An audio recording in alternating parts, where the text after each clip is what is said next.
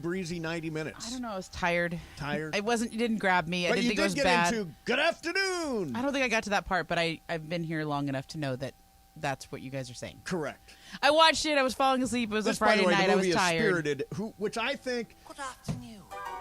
Good afternoon. Well, I never. Just let one fly and you'll be smiling pretty soon. Like this. Good afternoon. Good afternoon. You pompous ass. So it doesn't mean what you think it means, Momo. Oh. No, good afternoon means kind of... Screw you. Yeah, screw you. Oh, Yeah, got it. that's So I what didn't good get to that afternoon part. means. Okay. Yeah. That's what it actually Yeah, means. I was sleepy. I thought it was a fun premise, but I didn't So when need we to tell dive each back other in. good afternoon, that's what it means. Got it. Yeah. Oh, it's a whole nother level. And it happened to me for literally 2 weeks. These guys repeatedly said to me, good afternoon, good afternoon, good afternoon. Good afternoon, Mace. And I didn't realize they were telling me to screw Good up. afternoon. Dang. Yeah, I What's know. wrong with that? Rough room. Rough room.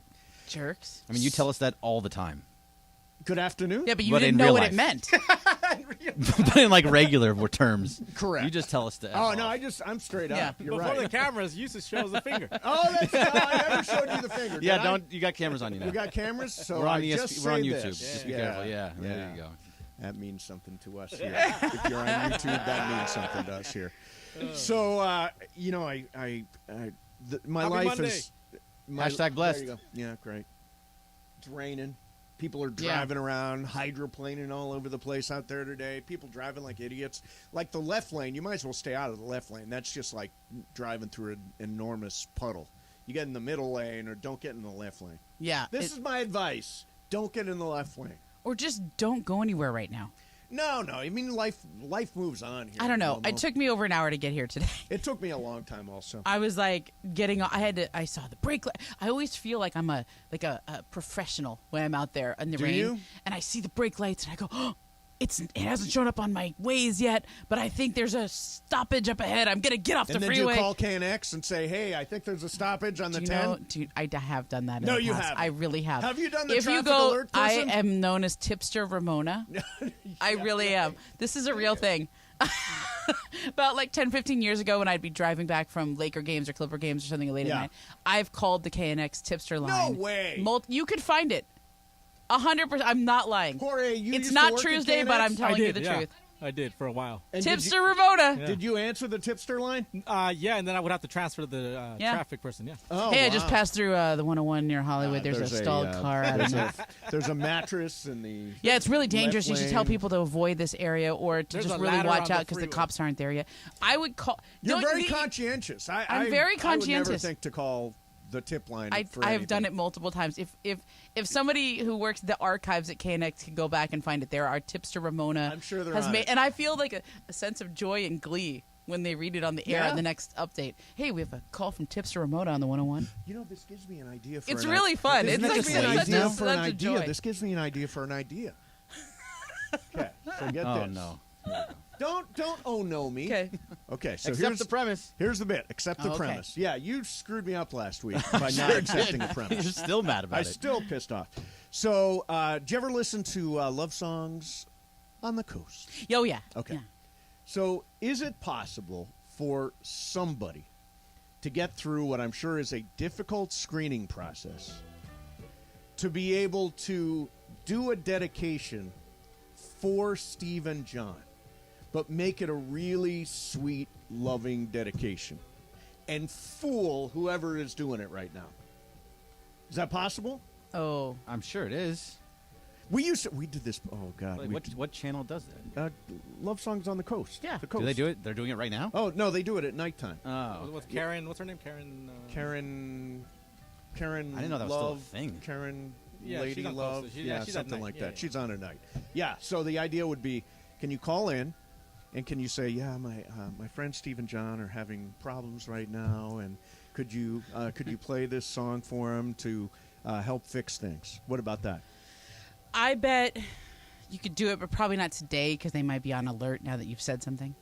Nah. I'm sure they're not listening to us right now.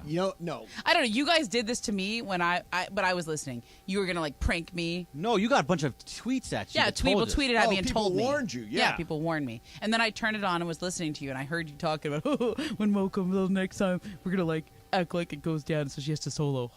It would have been very funny. That's totally what you It would have did. been. It's exactly what happened. It was It would have John's been thing. funny. It was John was John's like, "Oh, idea. I love it when Momo But- does And that." you're doing like the Beavis and Yeah, that was pretty And good. you could see John, like he was. You could just hear him be like, all right, coming up, we got the Lakers that are doing." He was so annoyed that he had to actually start the show and his bit was ruined. So my life has changed radically since we got Ron. It is, I mean, life is just not the same. Yeah.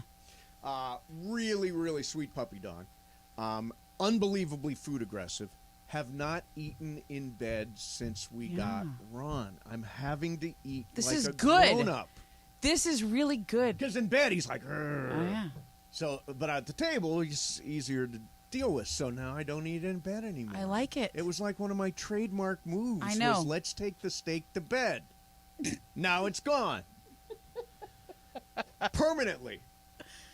I think this is good for you. Sometimes we need, Like I'm all grown up now? yeah, and it's good. So, well, this is also getting you out of your COVID.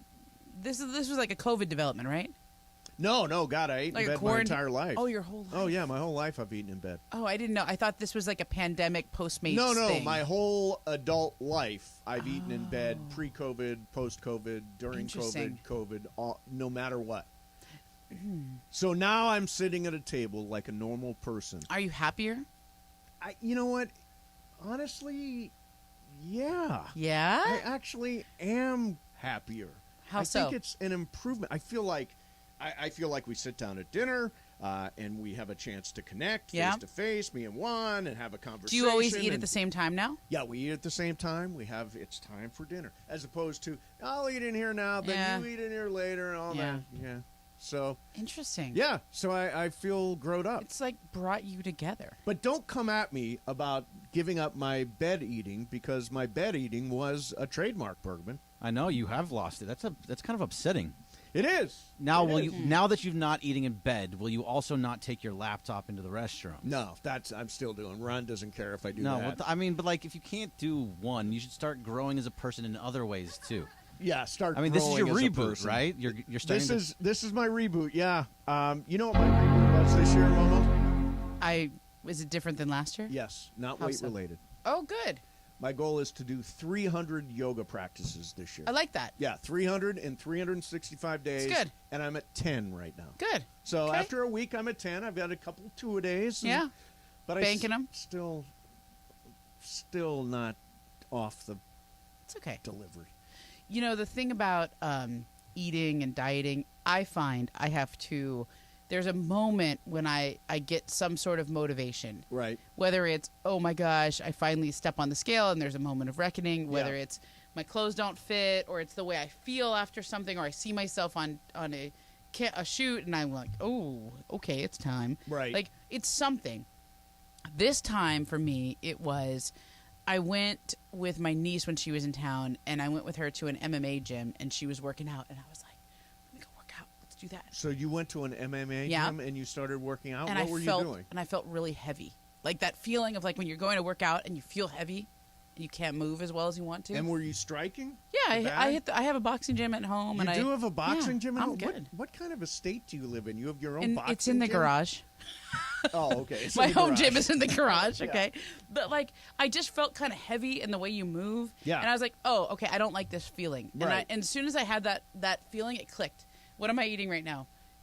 Green beans and grilled chicken. Yeah, see? You know? That's hardcore. You have to have that moment where you, I don't know if it's like you hate yourself just enough. Yeah, You're not there yet. I'm not there. No, I'm not there yet. And I haven't been there for, I just get there. I can't seem to I think you're still in can't mourning seem a little to get bit. there. Yeah. But coming up next, something amazing happened this weekend. Oh. Amazing? Amazing. Incredible? Happened this. I would Fantastic? say Were it you- is- what? Clear-headed when this amazing thing happened? Or I was actually. Okay. I was. That's coming up for you. Plus the McVay story. Does Oh. he stay or does he go? We'll get into that coming up for you. Mason and Ireland, 710 ESPN. hey, is your vehicle due?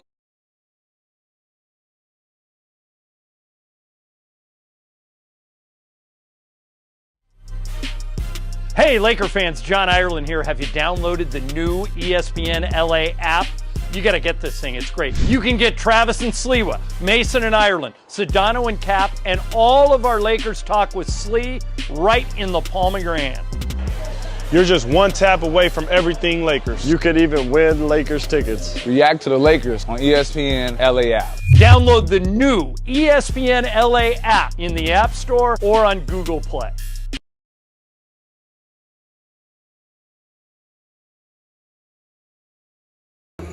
Yo, what's going on, everybody? It's Cap. I'm up here in Mammoth. It's cold. It's loud. But you know what's interesting is when you come up to a place like this, everybody's got a Subaru because active lifestyle. Everybody wants to be part of coming up to the mountains and having a great time. And that's what you see with Subaru drivers. And right now, between right this second and January 3rd, share the love, man. I'm telling you, you buy or lease a new Subaru between now and January 3rd, $250 gets donated in your name to organizations that need it the most this time of the year. So I don't have a lot of time, man. I got to get up on these slopes. Got to get out in this Subaru. Let's go.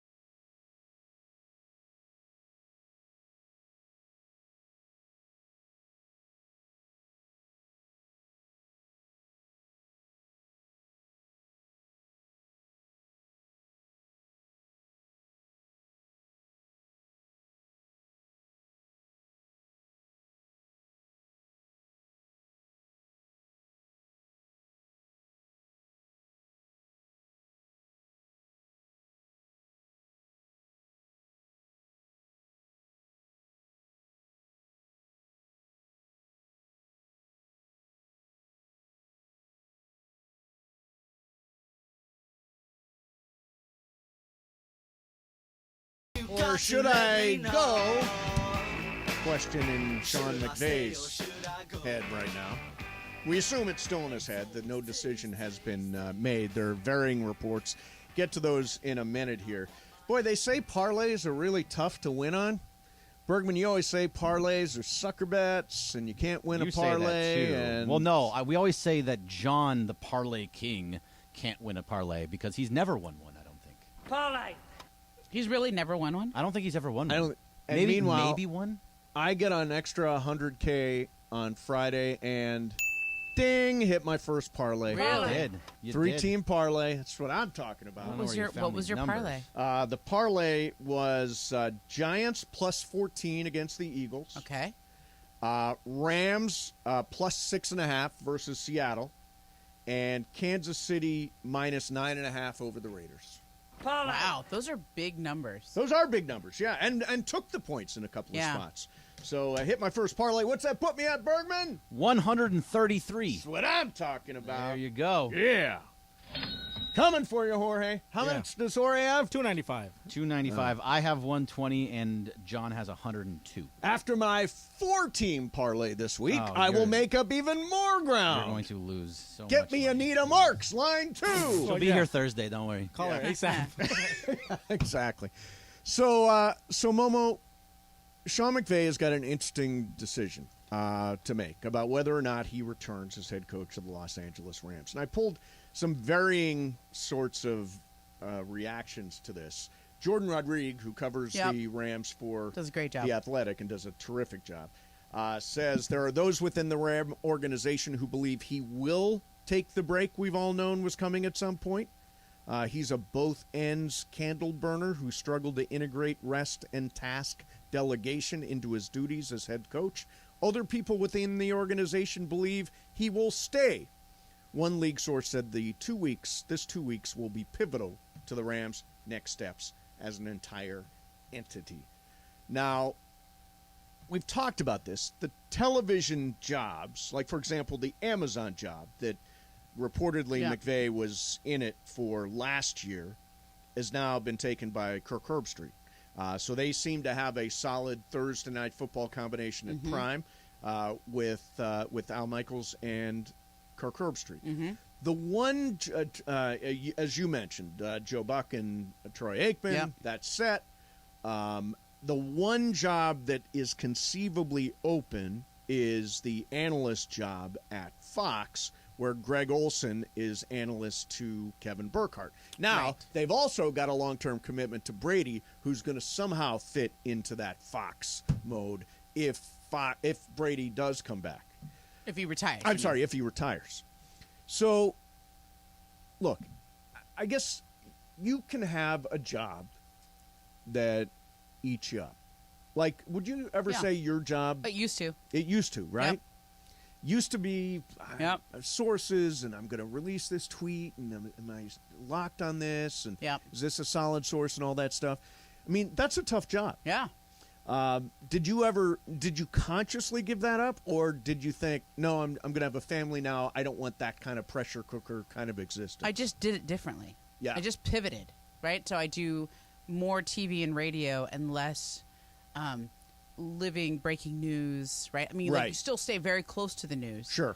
And when I write longer stories, they're more either features or what we call in the business TikToks of sort of how something happened. Yes. And they're deeply reported. And long. Yeah. Yeah. Why is it called a TikTok? Here's what every minute, day. This, then that, then this, then this happened, and this happened, and this happened, and that. Oh, okay, so it's just going. Okay, I get you. Yeah. It's a timeline. Yeah. And it comes, and I write them really fast, and it's like something big happens, and then boom, the next morning there's how everything happened. Yes. Right? And they tend to do I think that I'm better at those things anyway.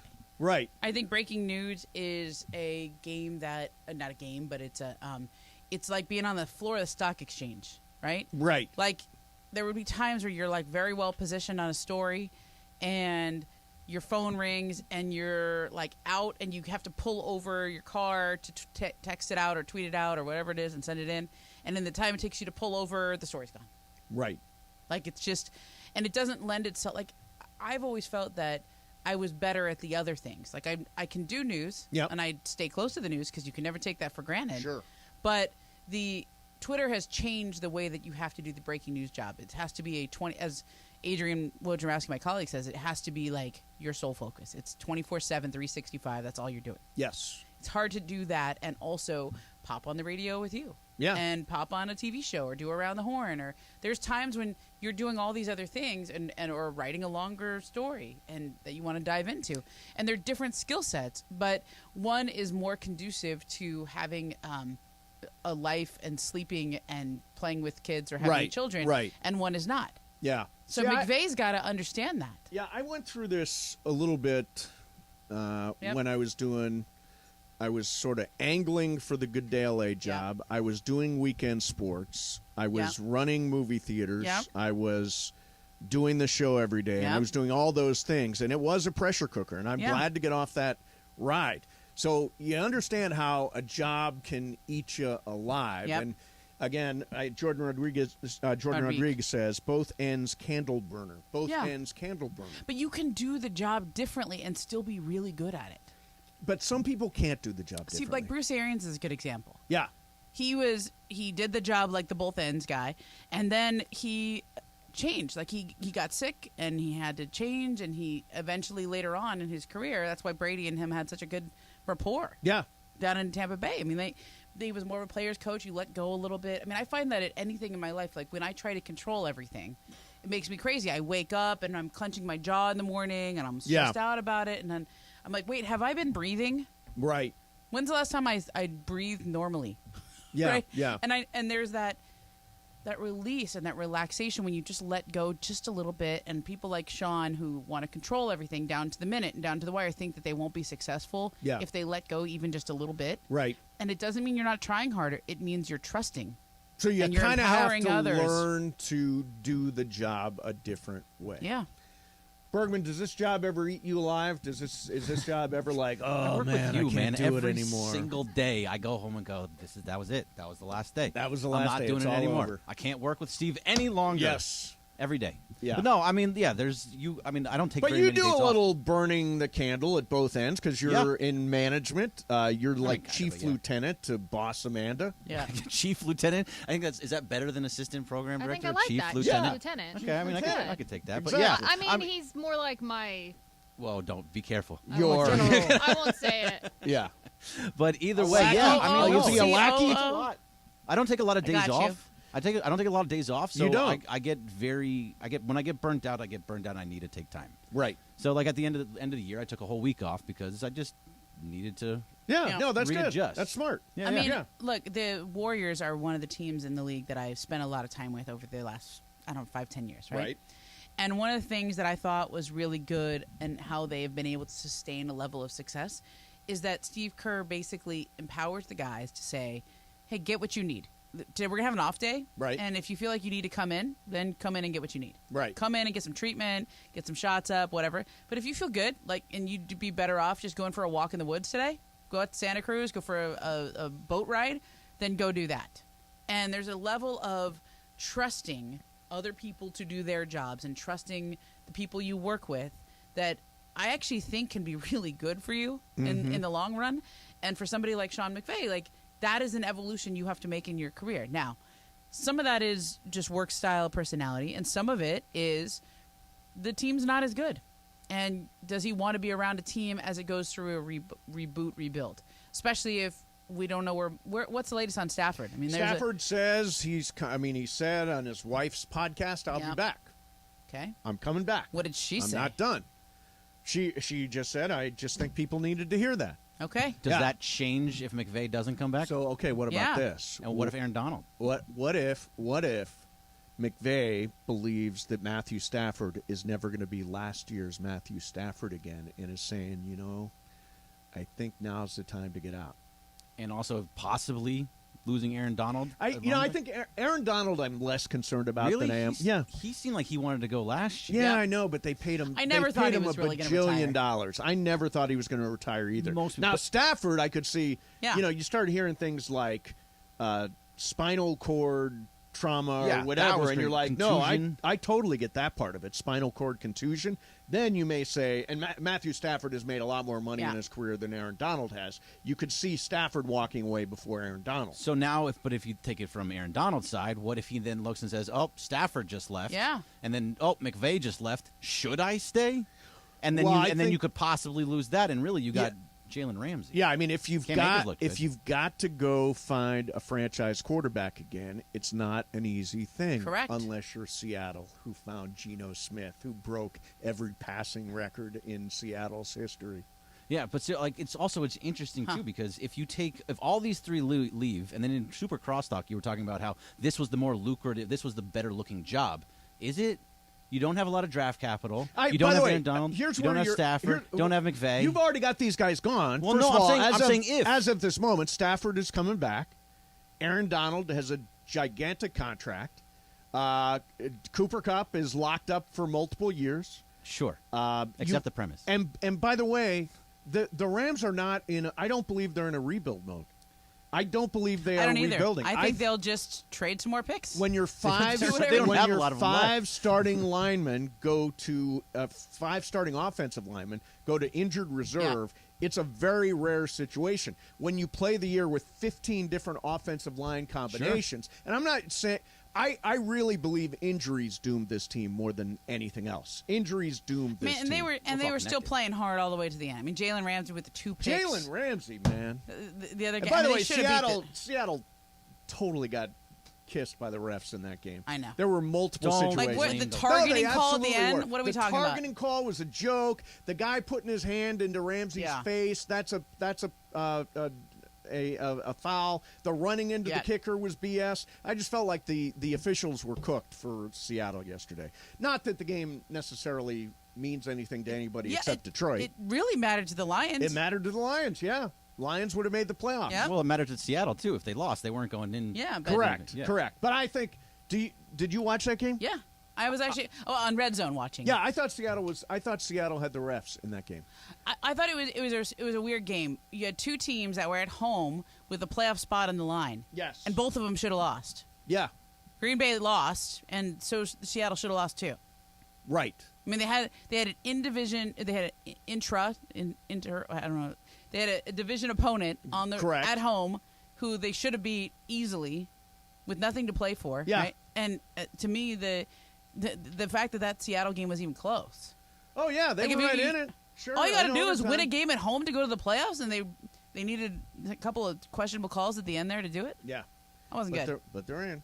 They're in. They're in. All right. Sean McVay. Should he stay? Should he go? I think it's also been a couple of long years for everybody. We'll get to that coming up. Also, we will spin the wheel of questions. Mason and Ireland, a special expanded edition all the way till 4:30 today. Mason and Ireland, 710 ESPN.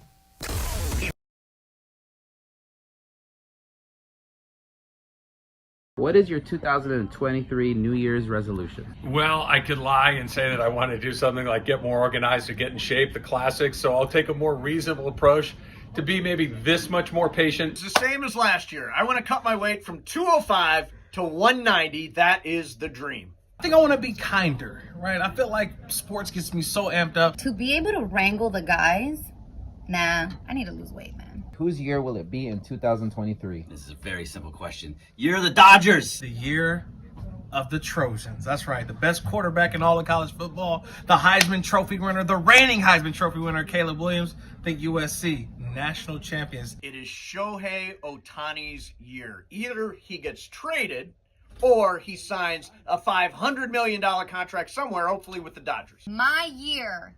Oh, you meant a team? Dodgers? Hopefully? Whose year will it be in 2023? I don't know yet. What is your hot take for 2023? The Cavs are going to the NBA Finals. UCLA football is going to the college football playoff next year behind Dante Moore. Let's go. My 2023 hot take? Okay, you ready for this? The Lakers this year, forget about it. Next year, year one of the post-Brody contract, year one, Lakers win it all. That's hot.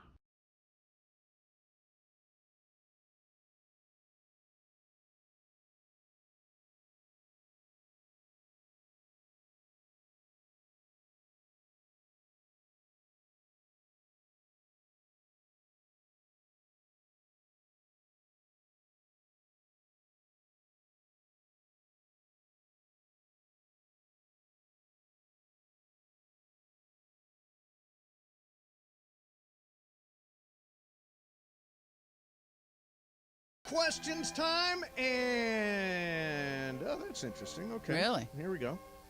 The question is this. Would you want to live in a world where the thoughts of everybody appeared like a text message above their head?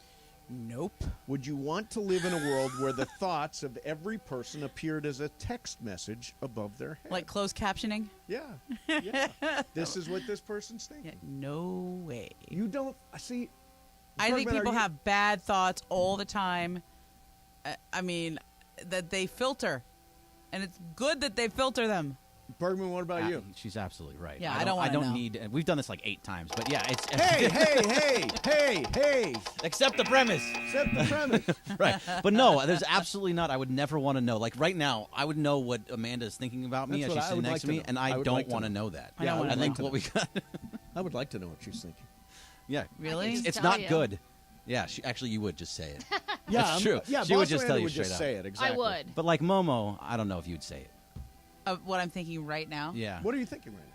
I was thinking that I've definitely done this question before. I feel like Yeah. Mace has this like in a rotation, and Yeah. it like pops up at least like every 6 months or so. Let's it's the wheel. I mean, it's like a square that's always there. The random wheel.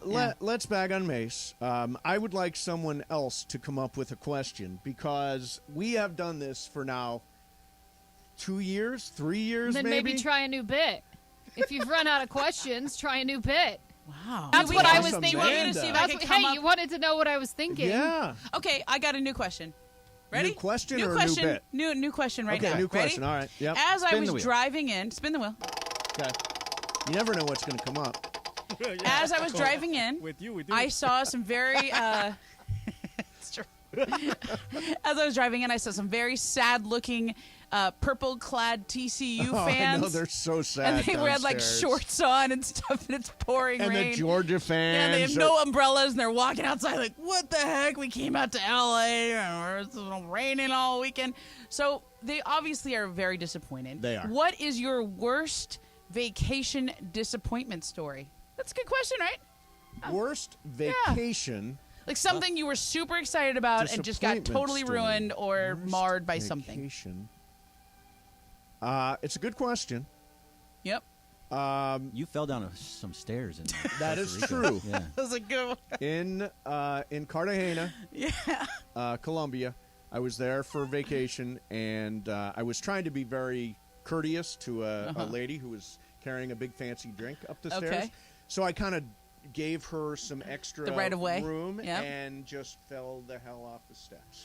And were you completely clear-headed and know if you were right and sound mind? I was. No, I was absolutely right in my mind at that point. Got it. Right in my mind. I believe you. But just went down. Just went down.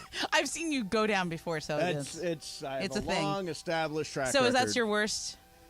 That's right up there. Bergman, do you have any great vacation disappointments? I mean, it's not great, but when I was 15 years old, I was on a cruise with my family, and we were in Cabo, Mazatlan, and a couple different places. Okay. And my whole family went off and got drunk, and I decided to stay on the boat with one other person. Okay. When I very well could have, because there's no age limit to drinking. Yeah. I could have gone out and had a blast with them. They all came back just hammered. And so you wish you would have gone drinking. I wish I would have gone drinking with them. Yeah, I don't know why you would opt to not go party. I don't know. I was hanging out with one of the other family members, and I was like, oh, I'll stay on the boat with you. Yeah. And I missed a whole thing, and they had a blast, and they still make fun of me today for it. So. Do they? Okay. Yeah, they do. Boss Amanda, ever had a devastating vacation disappointment? Not really, but when after I graduated high school, I went on a trip to Europe, and that involved a cruise through the Greek Isles. Nice. And on the last night, my girlfriends and I hung out with this group of guys and drank a lot of Long Island iced teas, which since then I have never had one. Yes. And I was 18 years old. And I got so drunk. Mm-hmm. And I fell off this guy's lap onto the floor, and then he was carrying me down to the room, and the ceiling was low, and hit my face on the ceiling, and I ended up with like shiner? Black and blue under my eye. Then ended up throwing up in the corner of my bed, and throwing up on my friend beneath me in the bunk bed below. Oh yeah. And then I you sound like a fun date. Sloppy drunk. I was 18. Wow. Yeah, and it kind of ruined, a couple of days. I'm Didn't feel sure. so great for a couple days there. I'm sure. Jorge, what about you? Nah, nothing major like that. No, I think she wins this one. By the way, I think Boss Amanda wins. That's pretty bad. Did you say yours, Momo? Ribbon. Yeah, what was yours, Momo? I guess when we were a kid, we were supposed to go to Hawaii on vacation, and our flight had just delays, and we got stuck at the airport for like a day and a half. Couldn't even get out of LA. Right. By the time we finally got there, it was fine. We still ended up having a good vacation, but for like a day and a half, it sucked. I got stuck one time on a plane coming back from Europe. We got stuck in Boston, and we had 7 hours on the tarmac. Oh, that sucks. 7 hours on the a long tarmac. time. It was brutal. Don't they have to let you off after 3 hours? That was back not. before they had to do that. Because now you have to be let off after Now a certain there are amount of time. rules, but then there were none. You just got stuck on the tarmac for 7 hours. I mean, that was brutal. I went to the Fiesta Bowl when Stanford played Oklahoma State. Yes. And our kicker blew it, missed 2 field goals in the game, and we lost. It was Andrew Luck's last game. It was really sad. Yeah. And then we got stuck in the parking lot at that stadium out there for hours. At Levi Stadium? Yeah, no, in Phoenix. The one in Glendale. Glendale. Yeah. And it was like you lost, and then you get stuck in the parking lot, and Right. there's nowhere to go. Right. You just have to sit there and listen to the Oklahoma State fans. I mean, I could celebrating. think of disappointing trips. One of my most disappointing trips was when we flew into Atlanta on a Saturday to go see the Super Bowl on a Sunday. The Rams lost to the Patriots. Oh, yeah, then that after sucks. the game, we boarded a plane and came back. So we were 24 hours in Atlanta. and had the Super Bowl loss in the middle of all of it. That was very disappointing. These poor people come in for the. Can you imagine how much money they've spent? I know there's like guys out here like rich Georgia high rollers who are like wearing all their Georgia gear, and they got hoodies or those what do you call them, rain jackets over the top. Oh, the guys I saw didn't even have any rain gear at all. Oh. Like they just thought they were we're gonna go out to LA. Hey, speaking of this game, did you sell your tickets? Good question. Thank you. Oh wait. Oh, we have it. Hold on. Oh, go ahead. Did Mason sell his national championship game tickets? That's what came up. The answer is yes. Of course good. you did. Well, did you wait too Did you get long? a loss? I lost. You lost. Yeah, I lost on it. Yeah. All of the ticket brokers. My friend Harris Rosner over at VIP and Annie, great person. They said, boy, if only TCU is what screwed the whole thing. That was a killer, up. right? Yeah, TCU. If Michigan would have won. If Michigan would have won, if it would have been Michigan, Ohio State. Even Michigan, Georgia would have been. Michigan, Georgia would have done well. But what if Ohio State would have won? Would have been better? Ohio State, TCU? No, I don't think so. So the Georgia fans travel and have got money. So that part of it was okay. But Michigan losing to TCU totally screwed the thing up. Yeah. By the way, you can hear the national championship game tonight on KRDC AM 1110, our sister station. Ding. Ding. And we've got Lakers for you coming up tonight. Yep. And we'll get into some Lakers next because there's a ton of LeBron stuff from over the weekend. We'll get to all that stuff coming up next for you. Mason and Ireland, 710 ESPN.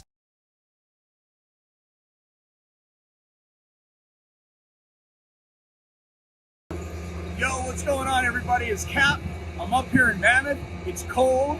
It's loud. But you know what's interesting is when you come up to a place like this, everybody's got a Subaru because active lifestyle. Everybody wants to be part of coming up to the mountains and having a great time. And that's what you see with Subaru drivers.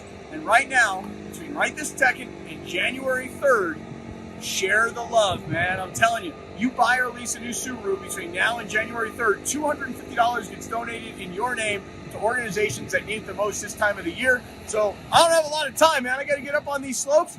Got to get out in this Subaru. Let's go.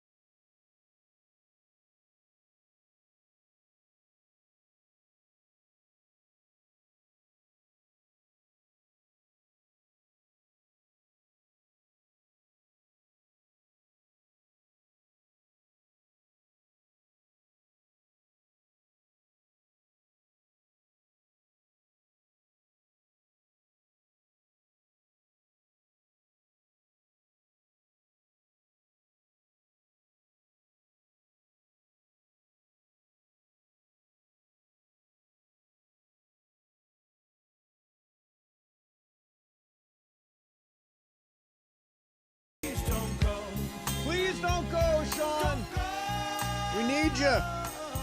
Sean McVay, the state-of-the-art NFL head football coach, whose tree includes Matt LaFleur, Zach Taylor, Kevin O'Connell, Brandon Staley, 3 of the 4 in the playoffs this year. Pretty good. Yeah, pretty good.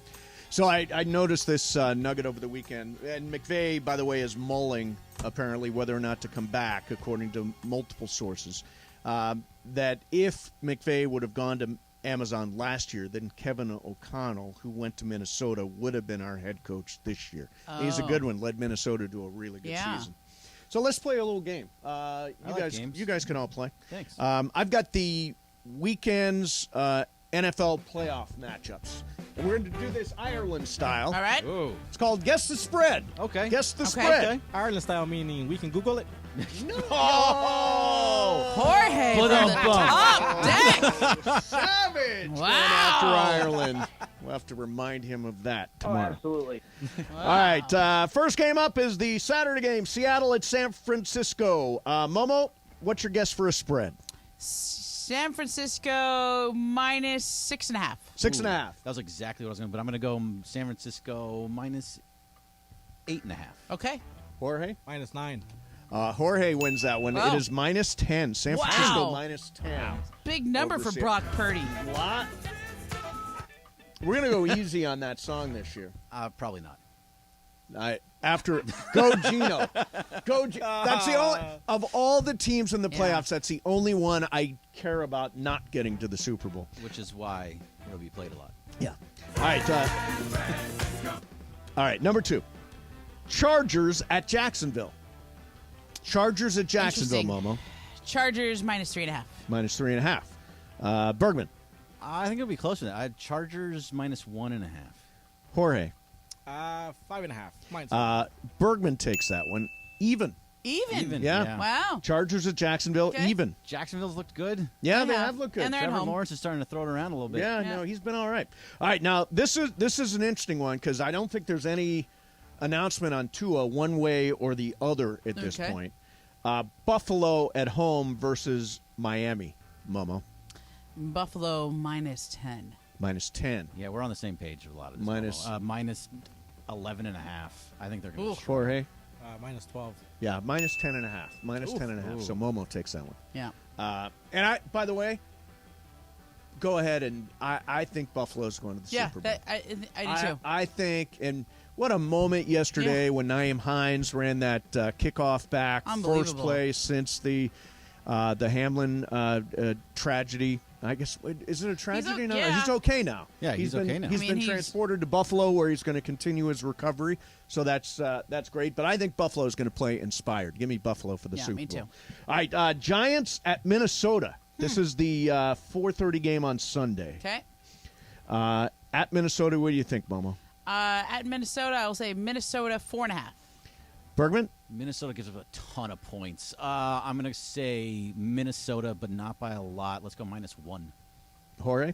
Minus 3. Jorge on the nose. On the nose. On the nose. Minnesota minus 3. All right, Baltimore is at Cincinnati. Lamar Jackson. Who knows? We don't know. Trevor Huntley, don't know. Tyler Huntley, excuse me. Tyler Huntley. And Cincinnati has been on a pretty good roll. Momo, what do you think? Cincinnati at home to Baltimore. Bengals 8.5. 8.5. Bergman. Bengals minus 12. Whoa. Wow. Jorge. Minus 9. Minus 6.5. Minus 6.5. The Bengals. Well, I kind of like that. I like that number. I like Cincinnati minus the 6.5. Now they're at mythical money again. Yeah. All right, and Last one. Dallas at Tampa.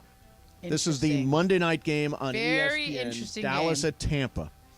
Momo? I'll say Dallas 4.5. 4.5. Bergman. I'm going to say Tampa minus 1. Really? Tampa minus 1. It's at home, yeah. Jorge? Who's home? Tampa? Tampa's not very good. Dallas minus 3. Yeah, but they're playing bad Dallas. It is Dallas minus 2.5, so Jorge takes that one. Yeah, Dallas a 2.5 point favorite. Do you think there's all this? I'm taking Tampa in that game. I know. I think Tampa might win. I don't think so. I know Dallas had a bad day yesterday, but I actually still like Dallas to go deep into the playoffs. I think Tampa wins that game. That's a good I want spot more for points Brady. than that, actually. You want more points? For... I would take Tampa, but I want more points than 2.5. I mean, that's if you think they're going to win. Yeah, I mean, if it was 3.5, then I think, yeah. Yeah, if you think they're going to win outright, then I think they'll win outright. Yeah. I think that's the one upset that sounds right. Now, there's a lot of smoke today about the Raiders being hell-bent on getting Tom Brady for next year. I'm just saying, do you have the tape of me saying that with the couple weeks ago when we were saying hot takes? Do you want him, though? No, we don't Yes! have. We looked for that tape. We couldn't find it anywhere. Thanks for looking really hard. Crickets. I actually, you guys probably won't like I this. literally said that on the show. I'd rather have Aaron Rodgers. No, I'd want Brady. Josh McDaniels, Brady again. No, Aaron Rodgers had a minute yesterday where a Lions player said, hey, can we swap jerseys or can I have your jersey? And Aaron Rodgers said, no, I'm going to keep this one.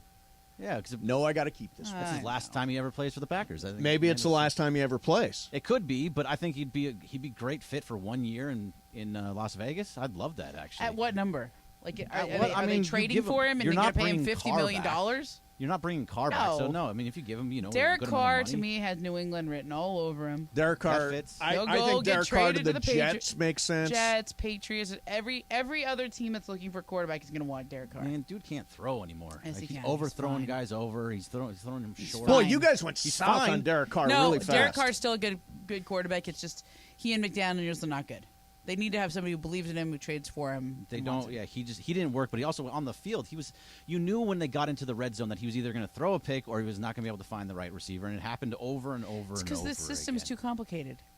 He's got Hunter Renfrow, Darren Waller, Devontae Adams. He had all the dudes, and Josh Jacobs had a big year. Why do you think the system's too complicated? I mean, he's an NFL quarterback. I know, but I think Josh McDaniels made his own system more, and he had Tom Brady running this all those years. Right. And when you don't have Tom Brady running it, it's hard for other people to on board with it. Well, that's evidence that Tom Brady to the Raiders makes sense. Yeah. If Brady wants to play with Josh McDaniel again, Raiders can do worse. That's for sure. They could. I just feel like I still feel like Brady Miami was a thing. Brady Miami was a thing. I don't know if it's a thing now. Maybe they can't go down that road because of the tampering issue. Right, there was a tamper. Plus, I mean, I think they like Tua. I know he's had 3 concussions this year. I mean, he got onto a really good run. He did get on a very good run, but what do you do with Tua? I mean, you're right. 3 I concussions, think he comes back as a 2 in starting like quarterback. 1 week. Yeah, 2 in 1 week, and then a third one like 3 weeks later. Worry about your health, man. Well, at some point, look, if you were Tua, would you walk away? Yeah. I personally, as of me right now, I would. pretending to be Tua, yes, but as inside of Tua's brain is way too difficult. Yeah, if I was him, I would walk away. Absolutely. I would walk away. You start There's getting just concussions certain things like that. you just shouldn't mess with. Yeah. You know? I mean, I think it's when you have that many concussions, it's the rest of your life we're talking about. To ask you guys, Saturday, I went to the Starbucks drive-thru, as I often do. Yeah. And the person at the window, when I went to pay, said, "You just missed it. Everybody was paying for the person behind them until the guy that came before you." Oh, man. Wow. So, in other words, the guy before me screwed up the karma of paying for the guy behind me. Now, isn't there karma for that guy? Yeah. For being the guy that both got paid for and didn't pay for the other guy. So he got his stuff for one free. person who's paying double. Paying double. I'll pay for him and I'll pay for the one behind me. Did you say, "Oh, be the guy who starts it back up"? Yes. Good. You paid for yourself and the person behind you. Yeah. All right. Yeah. I like it. I'm pro karma. Okay, so now that you have the good karma, what are you going to send your karma to? What are you going to use it for? To the Niners. No. But that's not how karma should work. From the next room. If you do something, you get karma. You don't get to be like, "Oh, I'm going to use my karma." Do you get to choose your karma? No, I think that just something good is now going to happen to you. Well, it's because like of the karma. Spin the wheel not of karma. necessarily. You can't do things. You can't do things for karma. You can't do it. Say, No, like, you I'm can't- going to do this and like bank some good karma for later because I want to use it on it. It's not like you're not supposed to do it For something. You're just for supposed to gain. be altruistic. Don't do it for gain. Yeah, I mean, you can like think, "Oh, my karma's good." My karma's really good. Yeah, I do that with traffic. What? I'm always like, you know what? I left really early today. Yeah. And I got here early or whatever it is. So like next time I need some good traffic karma. Okay. I feel like it's gonna come my way. You know, am I the only one that thinks traffic? And by the way, you'll all be pissed off when I say this because I have one drive on the 10 every day, and that's it. But I never have any problems with traffic in LA. You need to stop it right now. No, I do. Maybe that's that's ridiculous. because you get here at a time of day when there is no traffic, when everybody else is working. What about that time we left early? We left early. You work like 4 hours a day, dude. The time we left early, and you got to the Dodgers game 2 hours later. No, that day, that was bad traffic that day. Sunset was terrible. You're the only one. You're the only one that had that traffic. I ended up on Sunset. Where did you because actually It was go? friggin' Google Maps. Okay, Google Maps screwed me over. Now I'm Apple Maps. I don't like Google Maps anymore. All right, now if I ask you that same question tomorrow, do we get the same answer? It's Tuesday tomorrow. Tuesday, yeah. Okay. I gotta be honest. All right, I'm gonna ask you. I Tomorrow. feel like you have just messed up your karma by saying that. Why? Like, I never would joke like that. Oh, I'm never not had joking. problems I with really traffic haven't. in the I past. swear to God, I've had very few problems in my life You in should LA be traffic. thanking the traffic gods. Like, There this are no is- traffic gods. Oh yes, there are. Yes, Oh, there are traffic gods. That is 100%. ridiculous. 100%. You've never done that? God. There's not traffic gods. It's absolutely. Amen to that. Oh. There's also Preach. baseball gods. There's definitely my baseball daughter. My daughter gods. said, "Oh look, there's no traffic right now." What is a this? A second later, what is we hit ancient traffic. Greece. There are traffic gods. There are baseball gods. How many Momo. gods Okay, wait, I got are a question there? for you. When you are on the freeway and you see, like, the lights up ahead, Yeah. and you have to make that split-second decision where it's just you making the call, and you don't quite have enough time to, like, pull your phone out, look at the Google Maps, Right. or to see if anyone's reported an accident or something like that. Do you trust yourself more than you trust the map app? Like, let's say, I generally go wherever the map tells me. so you just follow it. You're like Ron I Burgundy. follow it blindly. I go wherever the app tells me. I don't use Waze. Waze puts you in too many situations where you're making an impossible left. I agree. I think Waze has really gone downhill. You can turn that off. Turn what off? On Waze, you can make it so you don't have the side street where they make you take the impossible left. Impossible left. Yeah, I used to get those all the time. I turned it off, and now I don't ever have those. Oh, okay. They have they have a button that says impossible left. Well, I can find it for you. You can actually change it. So Yeah, you don't change have that. the impossible left button to no. That's no, a really it's like good. avoid difficult intersections. You can turn that on. Really? Okay. Yeah, All right. I'm looking at it right now. Were you ever around? I'm trying to think. Were you ever around for the Thomas Guide? Oh yeah, I had to, actually when I was cleaning my garage out a little while ago. Yeah. I found a bunch of Thomas guides that I used to drive around with. Boss Amanda, did you ever have a Thomas Guide? Oh heck yeah! Yeah. Are you kidding me? When I graduated college and moved to Texas, I had a Thomas guide. Yeah. Oh, you had a Thomas Guide in Texas. Yes. Did every town have a Thomas Guide? It wasn't every town. I Yeah. think it was Like, there were different ones you could buy. I've been through all stages of like traffic apps. Yeah. Did you remember the one you had to buy the GPS and there was like a talking GPS for your car? It wasn't on your phone. Okay. So I remember going to Greece and I rented a car. And we were like, hey, we really have to have the navigation system. We need a car that has one of those because I can't read the Greek letters. Like on the roadside. So like, I'm not going to be able to see what it means. Sure. And even though I'm pretty good with a map, I needed, we were like, I don't trust that I'm going to be able to see it at night. Yada, yada. We get one of these automatic things that comes with the car. The last person who had this car was Russian. What does that mean? It was in Russian. Speaking in Russian. Oh, it was speaking in Russian. And then when we went to try to change the language that it was communicating to us in, the letters were Russian. Oh, okay. So we were like in Greece with a Russian app. Wow, that's rough. And I finally had to just go back to the map. It was okay. And follow the map. It was like we've all gotten so helpless to this idea that we can find our own way places. I swear, I just go wherever it tells me blindly. Remember MapQuest? Yeah. You got to print out your Yeah, print it out. Yeah. Hey, I'll go Just back. always print it out. I'll go back a little further. Do you remember AAA used to have triptychs? Did you ever have a No. I triptych? don't know that one. I Oh, definitely yeah. had a Thomas Guide, and I would deliver pizzas using the Thomas Guide. Wow. Yeah, I don't know how anybody survived with the Thomas Guide. It was like you'd open a page, and then the page would open. Yeah, and then the next page. Next page is It's like 4 there. pages later is the It's one that like, went down. How am I supposed to get? Meanwhile, I was just in L.A. I was calling it like La Cienega and Sepulveda. Sepulveda. Sepulveda was. I said that to somebody one time. They're like Los Fellas. Sepulveda. Los Feliz. All right, coming up next, let's get to the Lakers stuff coming up next. Okay. Momo's got some interesting stuff. Plus, LeBron said interesting stuff and has responded to a reporter. All that's coming up next for you. Mason, Ireland, 7:10 a.m.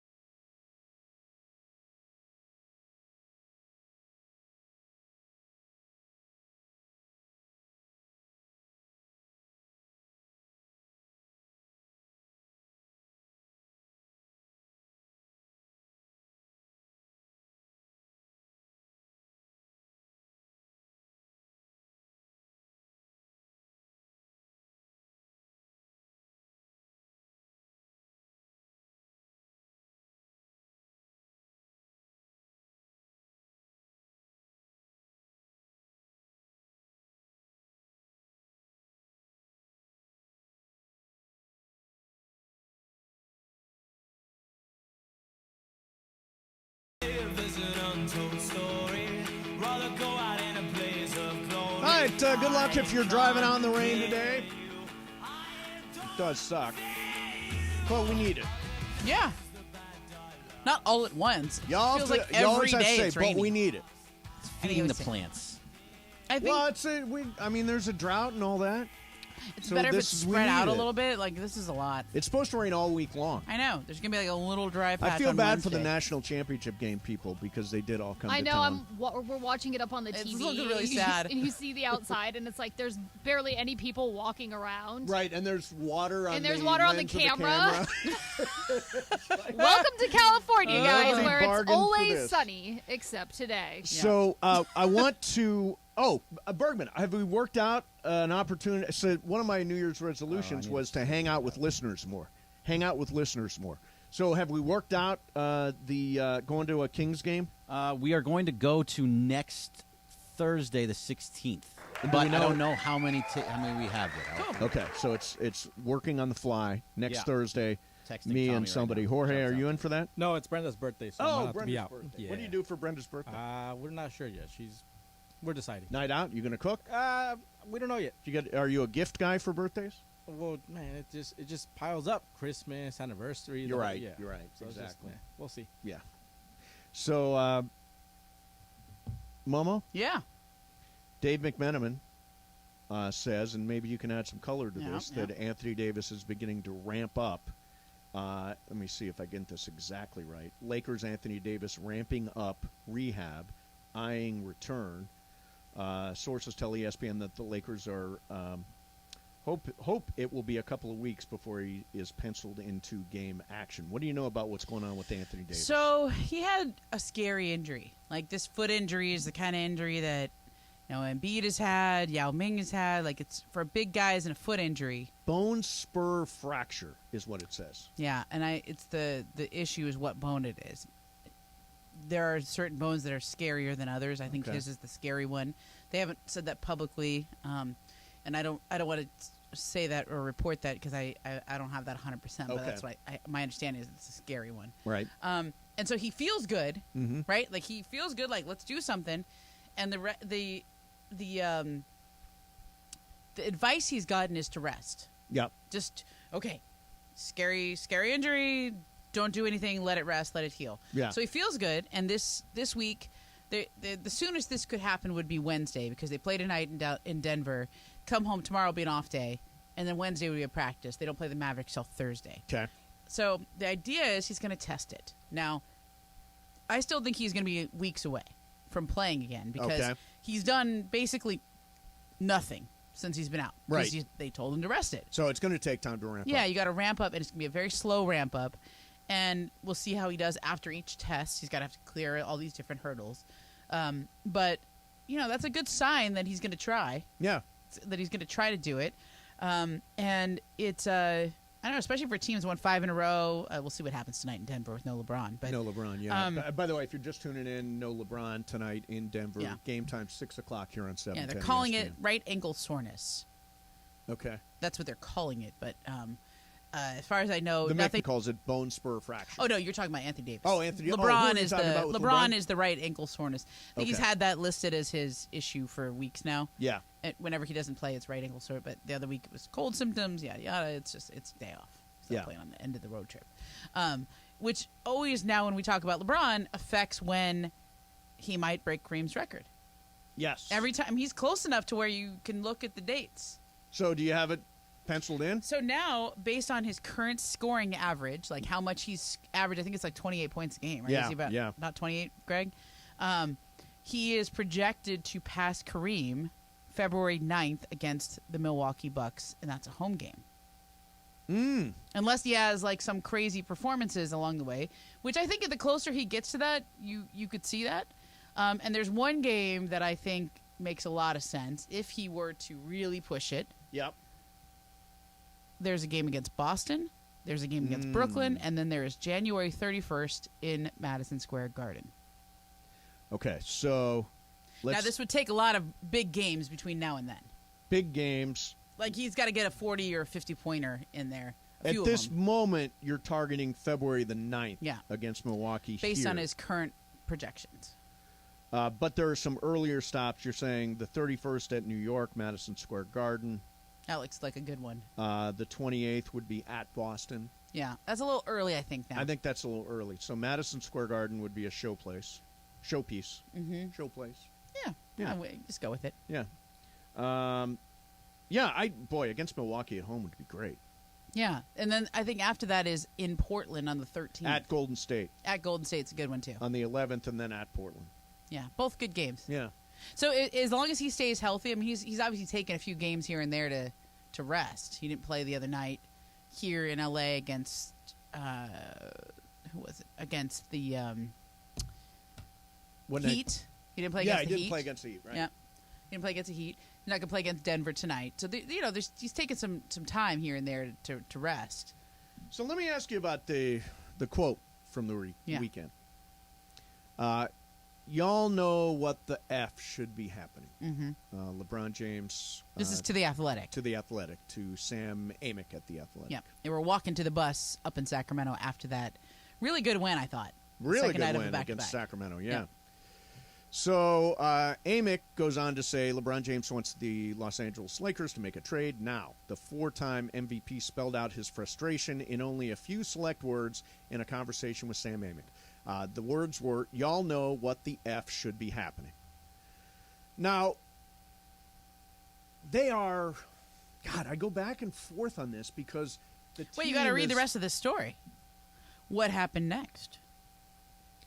Even when they was sure. I don't know. When Sam tweeted his story out. Oh, I'm sorry. That's where you want to go. Okay, yeah. Sam tweeted the story out, and LeBron responded. Do you have his response right there? Hey, Sam, actually, my patience isn't waning. You make it sound like I'm frustrated when I'm really not. I told you over and over, my job is focused on the guys in the locker room. My job isn't the roster. That's the reality of that conversation. And I said what I said with the he said utmost, but it's utmost. Yeah. Utmost respect and calmness, because that's the mood I'm in. You're welcome. Also needs an apostrophe. 5-game winning streak. Well, let's not grade on grammar. I'm just saying. The reason why I pointed out is because it's clear that he wrote it. Right. Right? Like, oh, sure. This wasn't being filtered by any social media team. No. Okay. 5-game winning streak, wink, and then a king emoji. Yeah. So I wish we had Sedano still here because he definitely speaks LeBron. Right. But to me, the quote tweet is pretty jarring. Yes, it is. Pretty big statement. And basically, LeBron tweeting back at Sam Amick saying, "You're misunderstanding me," or yeah, or you went too far. You went too far because his the tweet that Sam put out there was inflammatory. Yes, right. LeBron to The Athletic on the Lakers roster plans. Y'all know what should be happening. More here on his waning patience, how his greatness is forcing this conversation, and why he deserves more help. So. Let me decipher this. Can I decode it with a Rosetta Stone or whatever? Do your decoding. LeBron does not disagree with anything Sam wrote. Correct. He just doesn't want to be the one saying it. Yeah. He would like Sam to say it and other people to say it, but when he says not it from his... Not attributed to LeBron. Correct. Yeah, that's kind of what he's trying to say. Because this is what Sam wrote is what LeBron means. And said. But... he'd rather Sam have written that? Yeah, like an opinion. Like an opinion. I mean, there's a lot of times where people say things to you all the time. Yep. And usually they always go, this is off the record. This is not from me, but. Right. And most of the time. But LeBron didn't do that. He must not have done that. Yeah. So he was on the record when, or maybe it's just the way it reads. Yeah. Like it's pretty inflammatory. And he was a little more inflammatory than he would like after a 5-game winning streak and yada, yada, yada. Sure. Whatever the case, the quote tweet is a pretty jarring thing to do. Yeah, right. And it's a hedging your bets. It's a having it both ways. Like you want this said, but you don't necessarily want to take the heat for saying it yourself. LeBron trying to have it both ways. But you know what? Figure. I got to give him credit. Who? LeBron or Sam? LeBron. Okay. Listen, both. Sure. Good. Sam got the quote. Good job. Yeah. Nobody did anything wrong here. But if you're going to say... how many times have we covered in the NBA the last 2-3 years a superstar player who wants a better team around him who totally quits on his team to get it? Yeah. Like, No, that's we've seen usually it. the move. Yeah. Is like, okay, well, I mean, I've seen James Harden do it. Yep. Like, usually when a superstar is unhappy, they take their ball and go home. Right. They sort of quit on the team. They come up with injuries, or they just don't play, or they play really poorly. They get really big, Really out of big. shape, whatever Again, it is. James Okay. Harden, yeah. Okay. LeBron's playing his butt off, man. Yeah. Like, if you want somebody to do something to make the team around him better, this is how you get it. Play really well and win games. Yep. Like, if he was, like, putting pressure on the Lakers, like last year at the trade deadline when they weren't very good. Right. And they weren't winning, that's a harder case to make. But this is LeBron. This is LeBron putting pressure on the Lakers. Yeah, of course. And this is not the first quote where he has done that. Yeah, I mean, I've been in a lot of press conferences with LeBron, and he's very careful. Everything he does is intentional. He's very careful with exactly what he says. He knows where the reporters are going with those questions. He doesn't want to let the Lakers off the hook. Right, but he's also, that's not my job. Right. It's a hard position to be in. He's saying it without and he does say it. A lot of times he'll kind of wink, or he'll look at you, or as he's leaving the microphone stand, he'll say something on the way out, and that's not always. Some people will tweet what he says as he's walking out afterwards. Yes, but I've seen that happen a few times, and it either gets aggregated or it doesn't get aggregated. So do you 5 in a row? LeBron playing out of his mind, like out of his mind. Anthony Davis a few weeks away, a couple of weeks, probably a few weeks, if everything goes well. Does LeBron have a point? Should they make a deal? Is there a deal out there that can make them a championship contender, or should the Lakers sit on that those draft picks and not move? I don't think it's a zero-sum game like that. I think there are a lot of other creative moves they can make that don't necessarily mean touching one or both of those picks.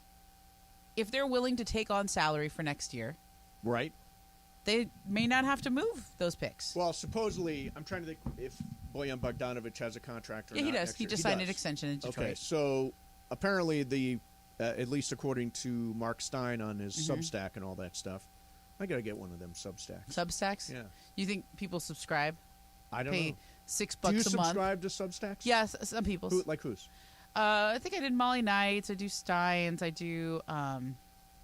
There's a woman named Emily Oster who does parenting advice that I really like. What is Substack It's basically mean? like somebody's personal website, their blog, but instead of you working, pay to read it. Yeah, you pay to read it.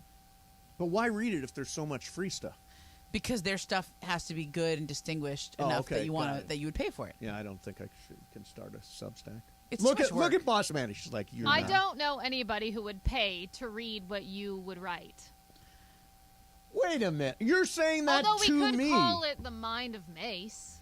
I'm telling you, I could write some pretty crazy stuff. Yeah, but you give it all away for free on the radio. Yeah, that's the problem. That's the problem. I you would have unleash to on the air. find something specific to write about that you don't talk about on the air. Yeah, that's what you have to do. And it would have to be interesting. Porayeska. Weed reviews? Weed reviews. I mean, you do that on the air, though. You're right. I do that on the air, too. Not in detail. But it would have to be very specific in Most detail. the Substacks that do really well are the ones that are very specific, and also like I subscribe to people just because I want to support them. Sometimes I know people, sure, like Blake Harris, like that's Sedano's guy. Right? Yeah, right. Nobody wants to give you money, Mace. Yeah, you have plenty already. Damn, you're already overpaid. Damn. All right, I don't think he's overpaid. You know what we haven't done in 2023? Thank you, I'm pro Boss talent. Amanda. You know what we haven't done in 2023, What's Greg that? Bergman? What have we not done in 2023, Steve Mason? We have not taken a single call. Have we not? No, we have not taken a single call. What are we taking calls on? Do you want to? Is that we should just because we have it, or is it like let's keep this streak we going? don't take calls just to take calls, but if you have something you want to take calls on, sure. Yeah, let me think about it. I'm not. Sean McVay. You could do that. You could do LeBron. That'd be more fun. But okay. Yeah, no, I'll think about it. How about we take calls in the rain? What can people say about the rain? I'm wet. What do you want? I don't know. I bet people have good stories. Good stories Everybody about rain. wants to talk about the rain. What's your worst rain story? What's your worst rain story? No, let's not do this, 877-710-ESPN. Better be good. People will call anyway. People will absolutely call. Yeah. All right, so rain stories coming up next. Mason, Ireland, 710 ESPN. Is your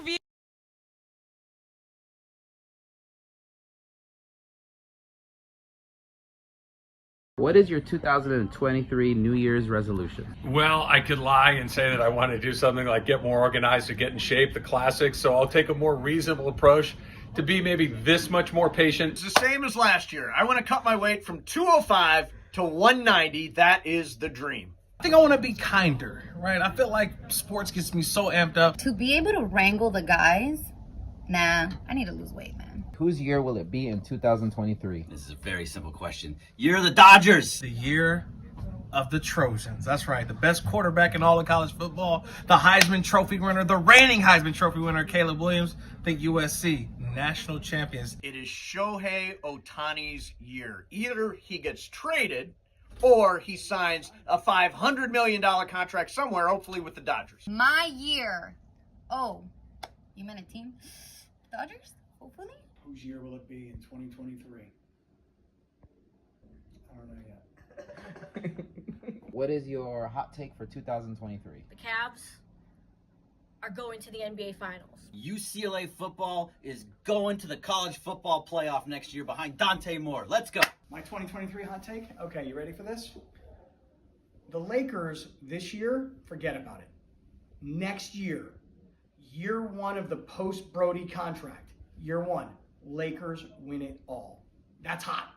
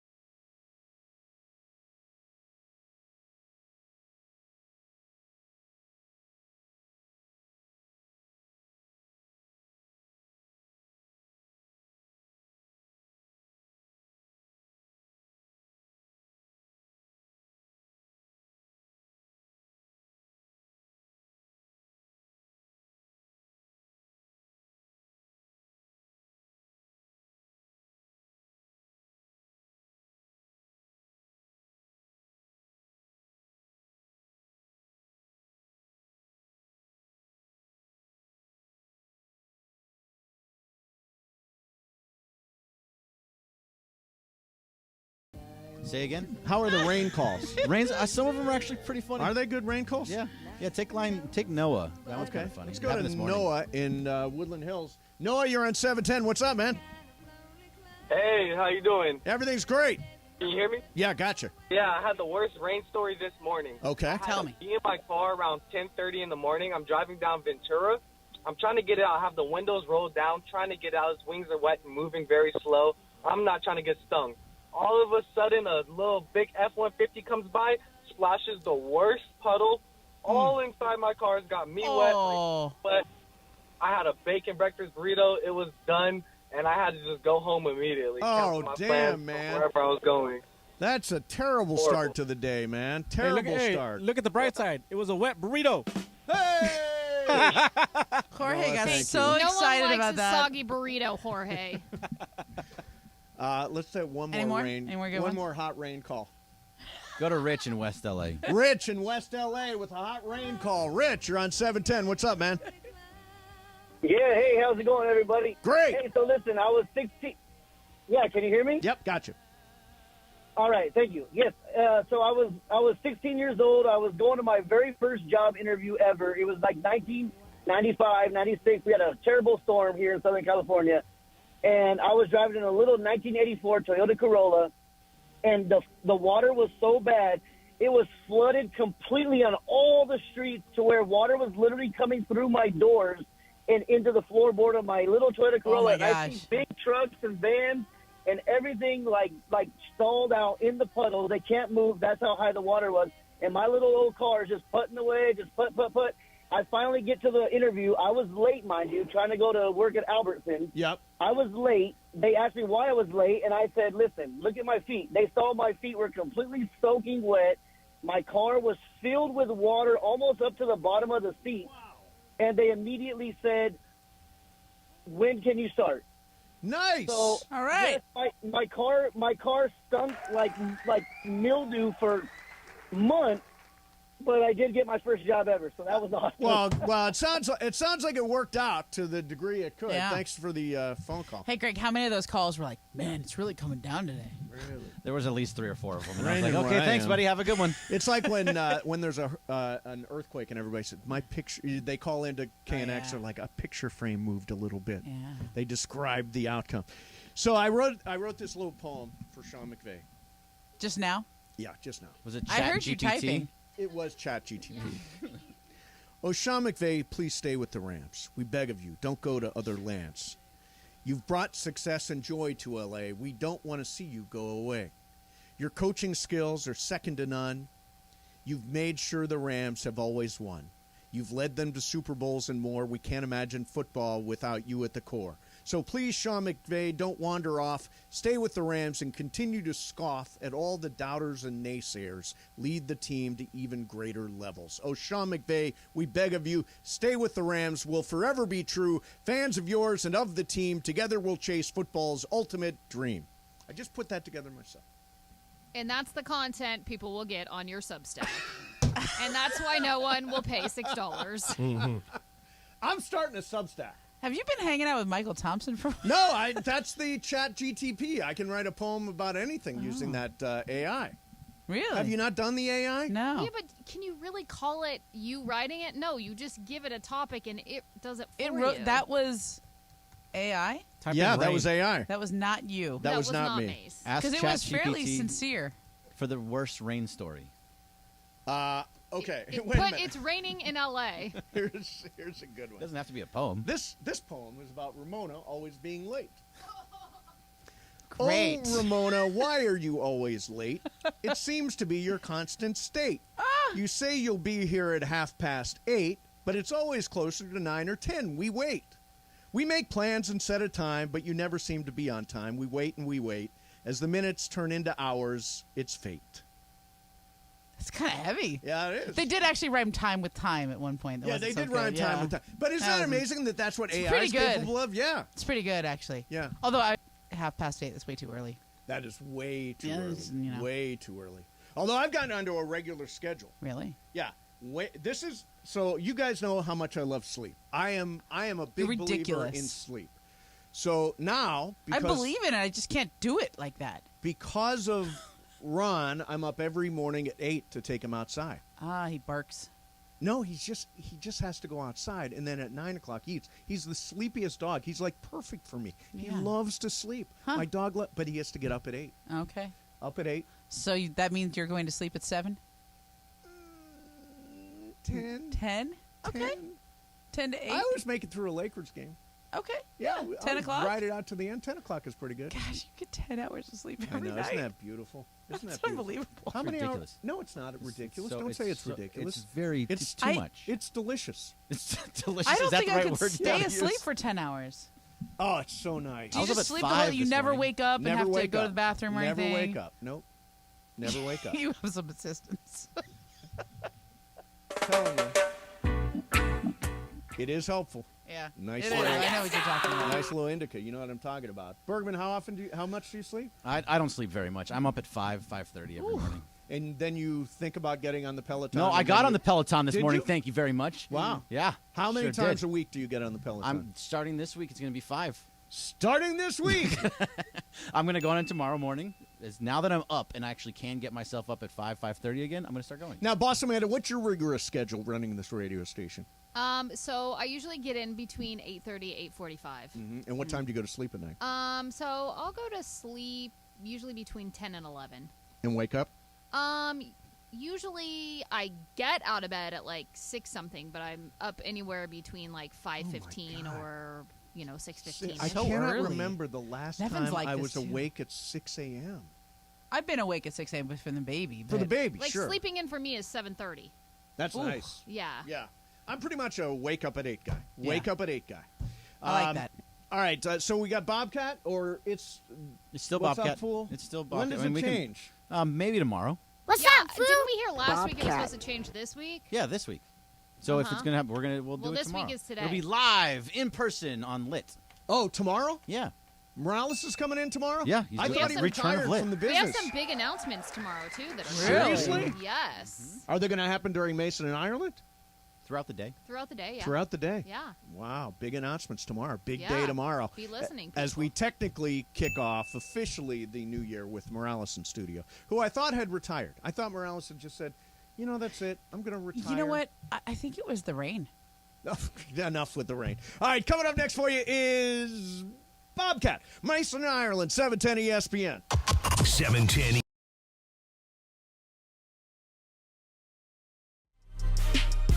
Hey, Laker fans, John Ireland here. Have you downloaded the new ESPNLA app?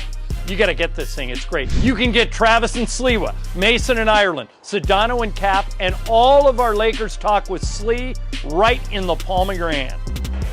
You're just one tap away from everything Lakers. You could even win Lakers tickets. React to the Lakers on ESPNLA app. Download the new ESPNLA app in the App Store or on Google Play.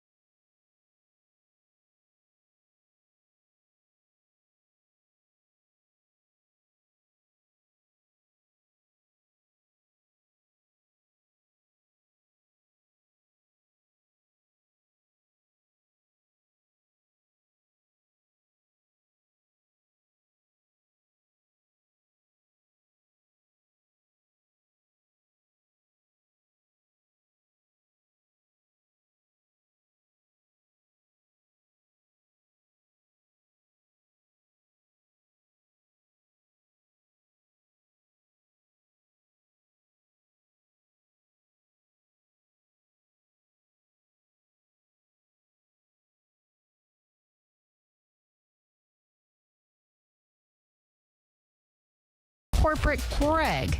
That's right. The other one got hacked. So the new one is corporate_Greg. Follow now, follow often. Corporate Greg. But now it is time for that Bobcat. Bobcat. It's time for Bobcat. Bobcat. Bobcat time. Take it away, Corporate Greg. Corporate Greg. Thank you very much, Chris and Amanda. All right, so Quay Walker is a linebacker for the Packers, and he got kicked out of a game yesterday because was it yesterday? Yeah, it was yesterday. Yesterday because he pushed a Lions trainer, and so he got Okay. kicked out of the game. Apparently, he's done some things like this before, but he went on Twitter and he apologized, and I want to know what you guys think of this apology. Okay. So I want to apologize publicly about what happened Sunday night. I reacted off my emotions again and take full responsibility of making another stupid decision. Since then, I've questioned myself on why did I do what I did when the trainer was doing his job. I was wrong. I understand I have to face everything that comes with the decision I've made, and I'm definitely paying for it now. Also, to explain my frustration in the tunnel, I wasn't upset about being kicked out. I just knew I messed up again and was wrong for what I did and couldn't believe I did it again. To the Detroit Lions and to the entire training staff, including the person I did that to, I'm sorry. How do we get more people to apologize like this? Like that's good. Fully throwing yourself on the mercy of public opinion there. He has sort of taken away. He hasn't. In case I've offended, or Those in were the not... event that you didn't. I mean, he kind of laid it all out there. That's the thing I don't understand. It's so easy to apologize. It is so easy to apologize. Especially when you're in one of these public situations. Just throw yourself on the mercy. Well, I actually believe him. So that's the thing. I do too. I think it's easy for him to apologize and say all that because he actually means it, and he actually feels sorry for what he did. There's plenty of times when, I feel sorry, right? And you feel bad, and you just have to apologize because you feel you messed up. Right. Most of the time when I get those public apologies... Yep. It's because they don't really mean it, and they just have to say something just to say something. And that's somebody else writes it usually. Yeah. No, nobody else wrote this. These were his words. I don't believe he had anybody write it. I always think that's part of the problem too. Some fancy PR crisis person wrote an apology. This kid is just basically laying it out there, saying, "I screwed up. I can't believe I screwed up again. Yeah, I know there are ramifications, but I'm really, really sorry." Yeah. I love that apology. I just wish we had more people doing it just like that, because so often, like you're saying, so often it's written out by somebody else. I don't think they mean it, though. Have you ever had to apologize for something you didn't really feel sorry for, but you knew you had to? Yeah, but it also doesn't come off as genuine. Yeah, it's because it's not. Right. Yeah. So I just thought that was a great apology, and I like when someone actually does it that way. That was really well done. What's up, fool? All right, so I was getting gas the other day, and somebody came up to me and asked me if they gave me this gigantic story about how, I was he said I was delivering babies at a hospital, and I had to take the babies to the hospital, and I had to take them in my car, and it was triplets, and I had to take them to the hospital, and now I ran out of gas, and I don't have my wallet in there, and I can't get into my wallet. And I was just wondering if you could give me anything whatsoever. I really appreciate it. I'll give it back to you trifold. I'll give you $1,000 if you give me all of your information. And I said, "Give all your information." Well, give me your information. Give me somewhere to send money to. Oh, I so see that what you're I'll saying. give you $1,000 if you give me anything whatsoever. It could be $5, $1, whatever it happens to be. And so I ended up giving the guy $20 just because I was like, all right, fine. Here, I'll go to the ATM. You really gave that guy $20? I gave him $20. I know it was fake, but so I went over to. Why'd you do it if you knew it was fake? Because I don't know. I felt bad. I was like, okay. If it's for in any part possible that it happened. No, there's no part of that that's true. So I see him go to, he's like, he says, "Thank you so much. I'm going to go to the Arco down the street because it's cheaper gas." And he went and he walked away. And as I'm getting in the car to leave, I see him turn around and come back to the gas station. I got completely scammed. So in other words, he was basically coming back to the gas station to scam somebody else. To do it all over again. Yeah. So I 100%. got completely scammed in this. Right. What should I have done in that situation? I would have said, well, first of all, $20 is more than I would give. Well, I just wanted to, I couldn't break it. I carry $5 bills around for this reason. Yeah, just for this reason. Open your wallet. I don't. That's fine. I believe. Yeah. Okay. No, I carry $5 bills around because that's what I give in the event that somebody asks me for money. That's actually really smart. Yeah, just a $5 bill. Momo, how do you react when somebody asks for money?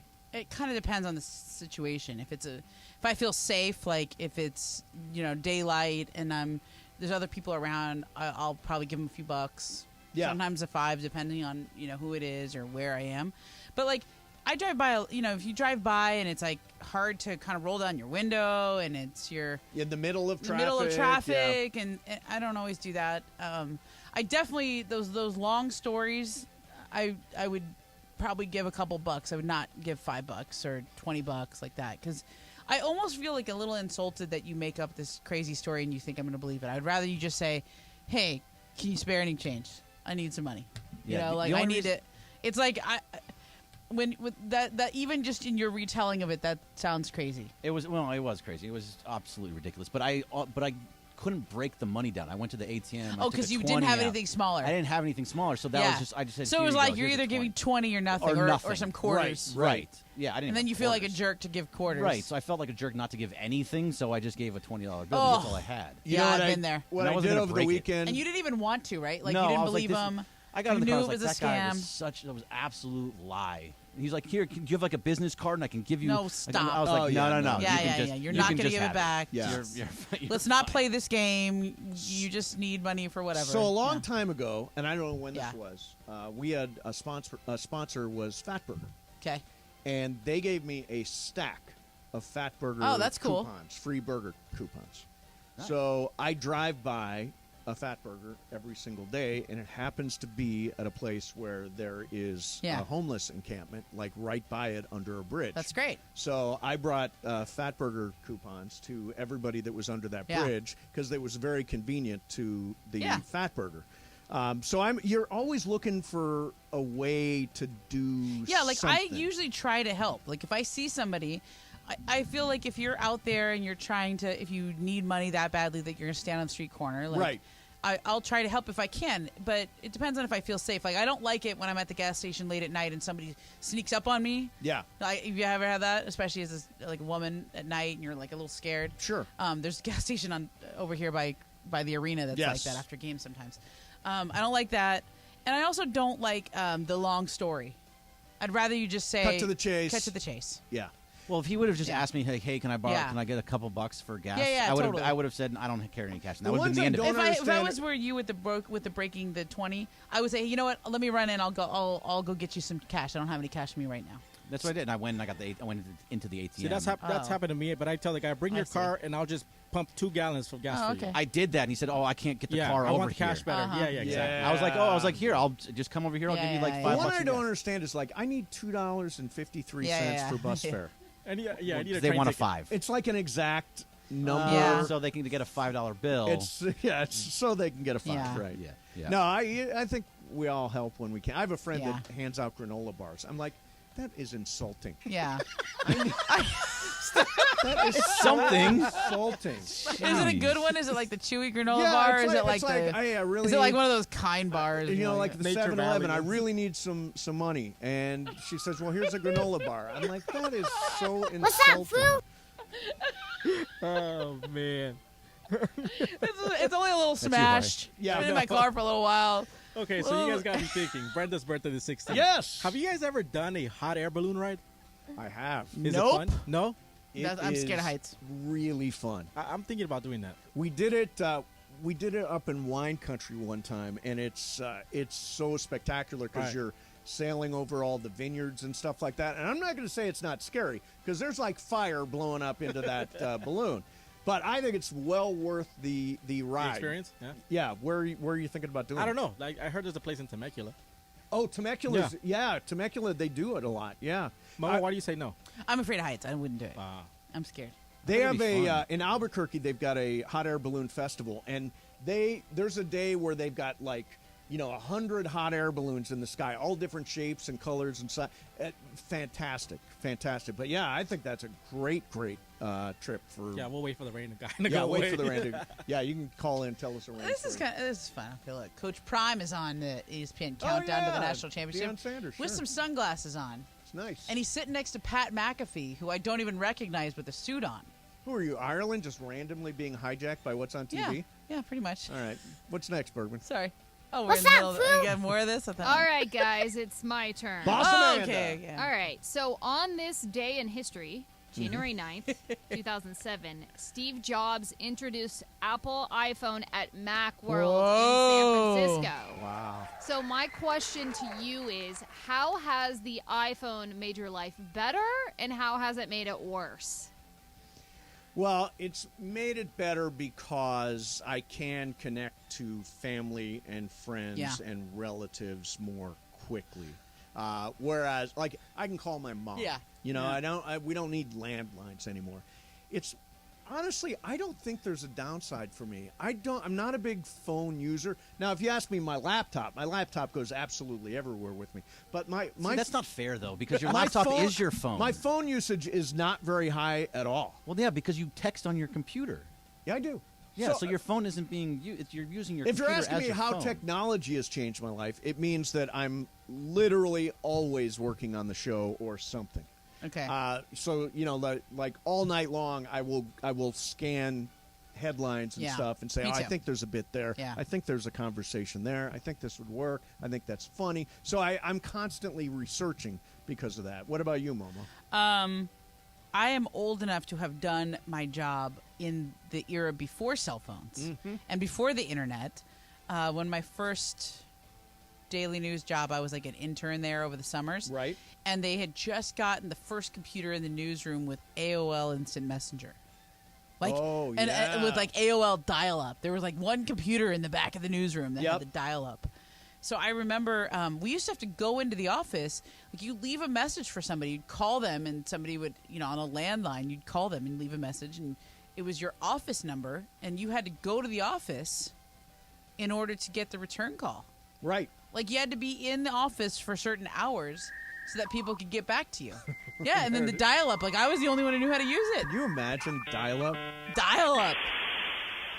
Okay? Wow. So, what we used to have to do is, like, there was this idea that there were business hours that you were in the office for. Yeah. And you didn't return phone calls outside of business hours. That's all changed. So think about that. Now you're reachable all the time. All the time, for better or for worse. Yeah. So, like, I would go to the office, and I was usually in the office by, like, 9:30, 10. And I would stay until 5 or 6. And if I missed calls, somebody would leave a message. Yeah, right. And I might call to check my messages at night and then call them back. But then I'd have to call them at home. I don't even check my messages anymore. People where? that know me on my phone, people that know me know I'm not going to even listen. Nobody to the leaves messages anymore. Yeah, don't leave messages. Just send a text. I see who called. Send me a text. That's how we get along. But yeah, no, it's definitely changed everything. I mean, supposedly now there is permanently generations are going to have this lean in their neck and their upper back so that they're constantly looking. Not good for you physically, not good. But generally speaking, I think there's more good that comes from technology I do too. than bad. Yeah. Bobcat. That'll do it. Oh, you just cut me off in the I middle did. of my thought? All right. Fine. That's all right. Wow. 710.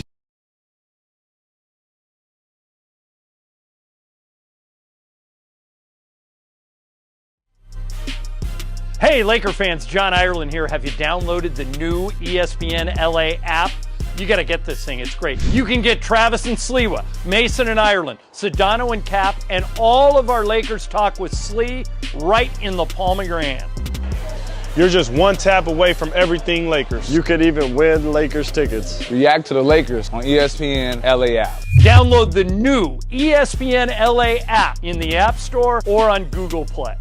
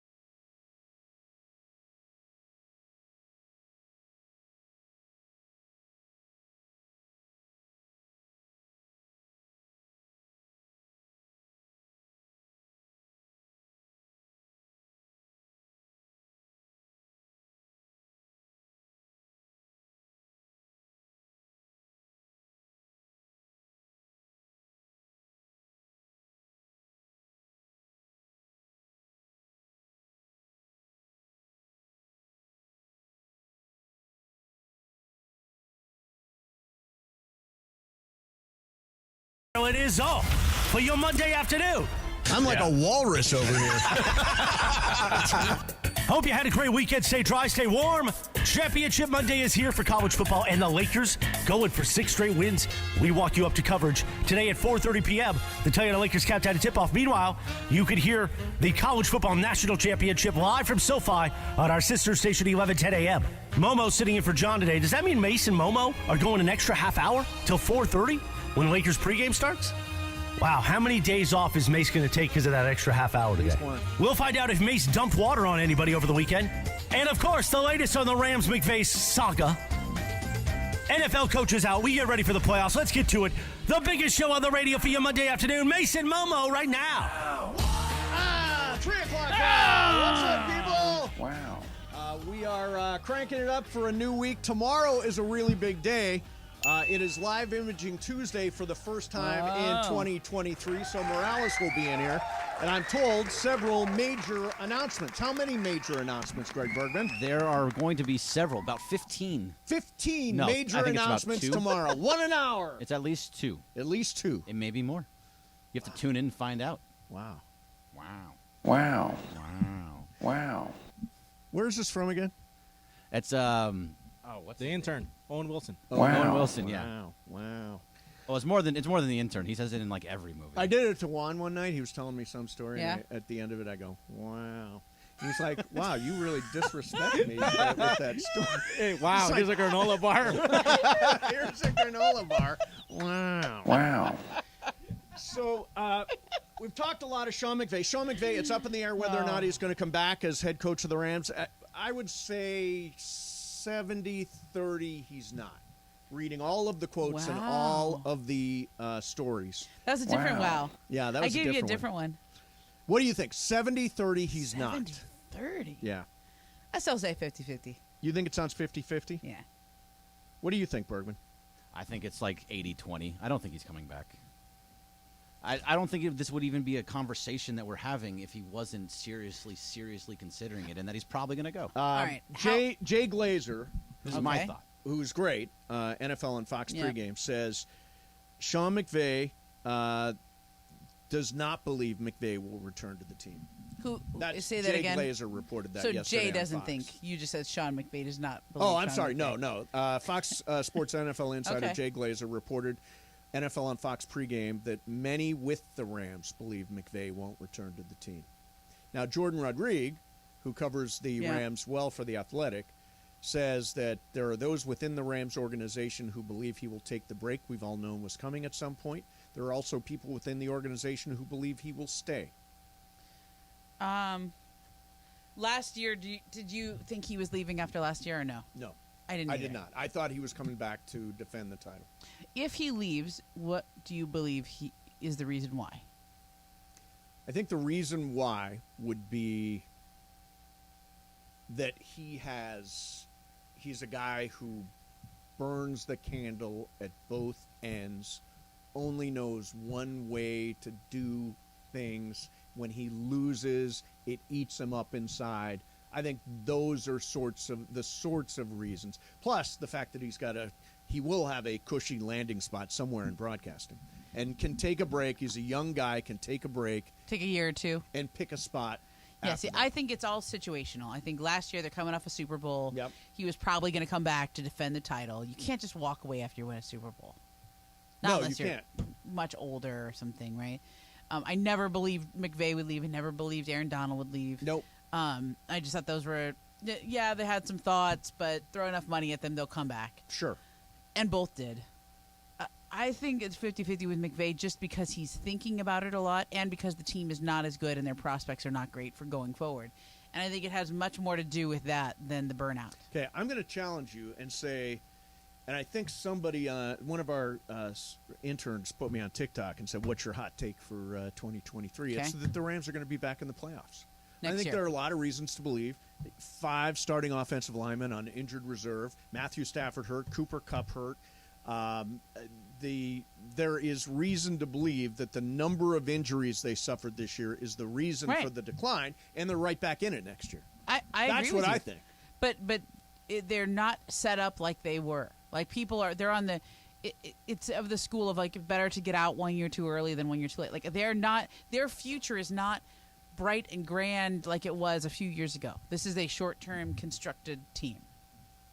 Like, do you feel like they have a great 5-year window? No, because of Stafford, no. Yeah, a year or two. Yeah, because of Donald. Yeah.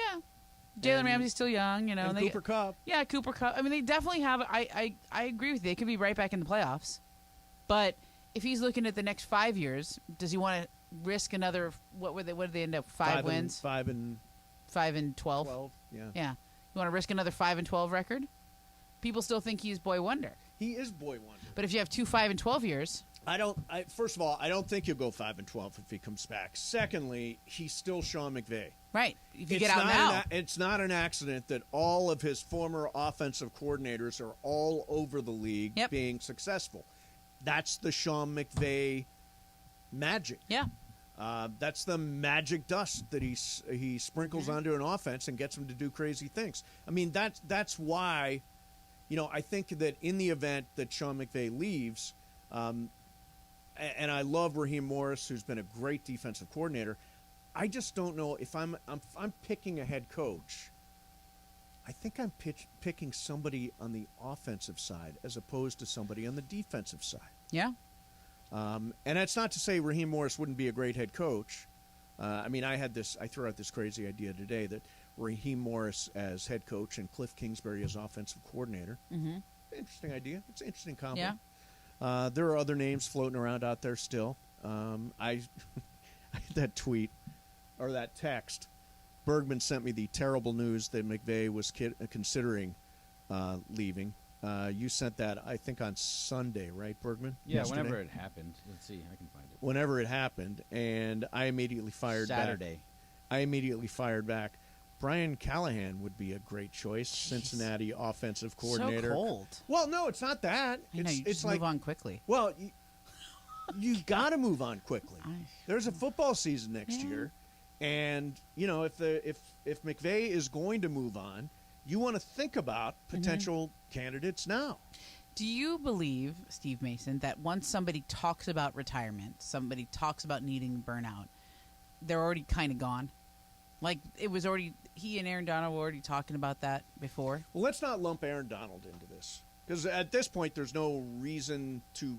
With Aaron, but last year they were both talking about it. That was like retirement was in the air for all of them last year. Oh, for last year, yeah. Yeah, I mean, was this already sort of people? They just kind of did it, and they won a Super Bowl, and they're trying to fire back up again, but don't really have the juice. Because I think people vent all the time. Like, I'm burnout, I need a break. And then you go on vacation, you come back a week later, and you're good. Yeah. I mean, I don't know if this... Being a head coach is an all-consuming job. Yeah. All-consuming. There's stories of, back in the day, long before John Gruden turned out the way he did, that John Gruden would just work all night in the office, never go home. I think... Wasn't Jeff Van Gundy like that as a head coach too? Yeah. Worked all night. night. Doug Collins was like that. Doug Collins. And it is all consuming. It's all about how you approach the job. And whether or not you can change the way you approach the job. For example, if Sean wants to start a family, he's just married last year, wants to start a family, he may say, broadcasting can be easy. Go there, do one game a week, come home, be a dad. Maybe that life is tempting. For a year or two before he decides to get back into it. I just think once you start seeing reports, there's obviously something to it. There's definitely something to it, and I don't think it's about getting a raise this time. Last time I thought it was. Yeah. How long is his contract? Because I'll tell you what, I think that the other aspect of this, if he were to retire, I think like with Sean Payton, somebody would have to trade with the Rams to acquire Sean McVay while he has a term of contract with the team. Is that $14 million a year? It's a lot of money. $14 million a year? Yep. For how many more years? Through 2026. Can you top that in TV money? $14 million a year is. It's up there. TV can absolutely. Yeah, they can do whatever they want. Brady's $20 million a year. Yeah, he's making a ton. Bill Belichick is the highest at 20 mil. Wow. Pete Carroll 15 mil. Sean McVay 14. Popovich 13. Tomlin 12.5. So McVay is the third highest paid coach in North American professional sports. Correct. You know that when you start hearing stuff like that, then you think that's a lot of money to walk away from. Mm-hmm. And granted, you would be able to pick it up, but you're also able to walk away anytime. Mhm. Like you could come back for another year. Yeah. And let's say it's a year that goes sideways. You're still going to have all the same opportunities. Yeah. You're Sean McVay. You're still getting a TV job. I don't believe his TV stock is going to go down based on a bad season. You still have the opportunity to pick your spot and come back in 3 years or 4 years or 7 years or whatever that is. You still have that opportunity. $14 million a year. I didn't realize he was that high. That's a lot of money. That is It's a lot of money you walk to away stay. from. Yeah. I mean, I do think he can make it up on TV, though. I think somebody would pay him, but he doesn't have as much leverage on TV as he did last year. All the big jobs are filled, except for that Fox job, if Brady doesn't retire. I said this last week. What about studio work? Do they pay that much? I mean, I looked at Fox, and I'm thinking, Terry Bradshaw's 75 years old. Jimmy How much Johnson those guys is make? 79 years old. I mean, I don't know if they have a line of succession there or not, but those guys have done it a long time. I feel like McVay's too good for studio work. Not that those shows aren't important and all that, but Right. McVay's should be. He's so good talking about football, calling the game. Part of the reason people liked him so much is because of the way that he talked football. Like he would call out play. You thought Tony Romo was good at calling out plays? Right. Yo, McVay. Although I hate when people call out plays beforehand. I think he also wants to be good at it. He wants to be a good broadcaster. This isn't just something that he would do for like a landing pad. Yeah. Like he might be more of a Gruden type. Like he would do it for a long time. Right. He could be the guy that sits with the quarterbacks and does that old what Gruden used to do if he were at the ESPN. Tell you what, let's do this. If you're a Rams fan, and we got a lot of Rams fans that listen to the show, make a case, and he's a huge listener to the show also. Listens to Mason and Ireland a lot. Do you know that, or you just wish that? Know that because he calls us every single week. Well, he has to. I think he chooses to. Well, I think he knows who we are, and here's something I know about McVay. He knows who you are. For he sure. knows who you are. Yeah, he knows. He and I've talked to other reporters who have talked to him, people who've been around him when he's doing interviews, and he wants to be good at this job. Right. Like he's not just like, oh, I'm just gonna show up and be good at it. He has like people. Okay, but wait, this is where I'm going. This is where I'm going. Okay, if you're a Rams fan, make a case to Sean, who may be listening right now, why he should stay. 877-710-ESPN, 877-710-ESPN. Assume Sean is listening and make a case for him to stay. Also, Momo, I see a lot of movies. Yeah, I know you do. I put together a list of my top 10 movies for 2022. All right. And I will reveal that next. Oh, big day. Yeah, Mason and Saving Ireland, up. 710 ESPN. After 2 New Year.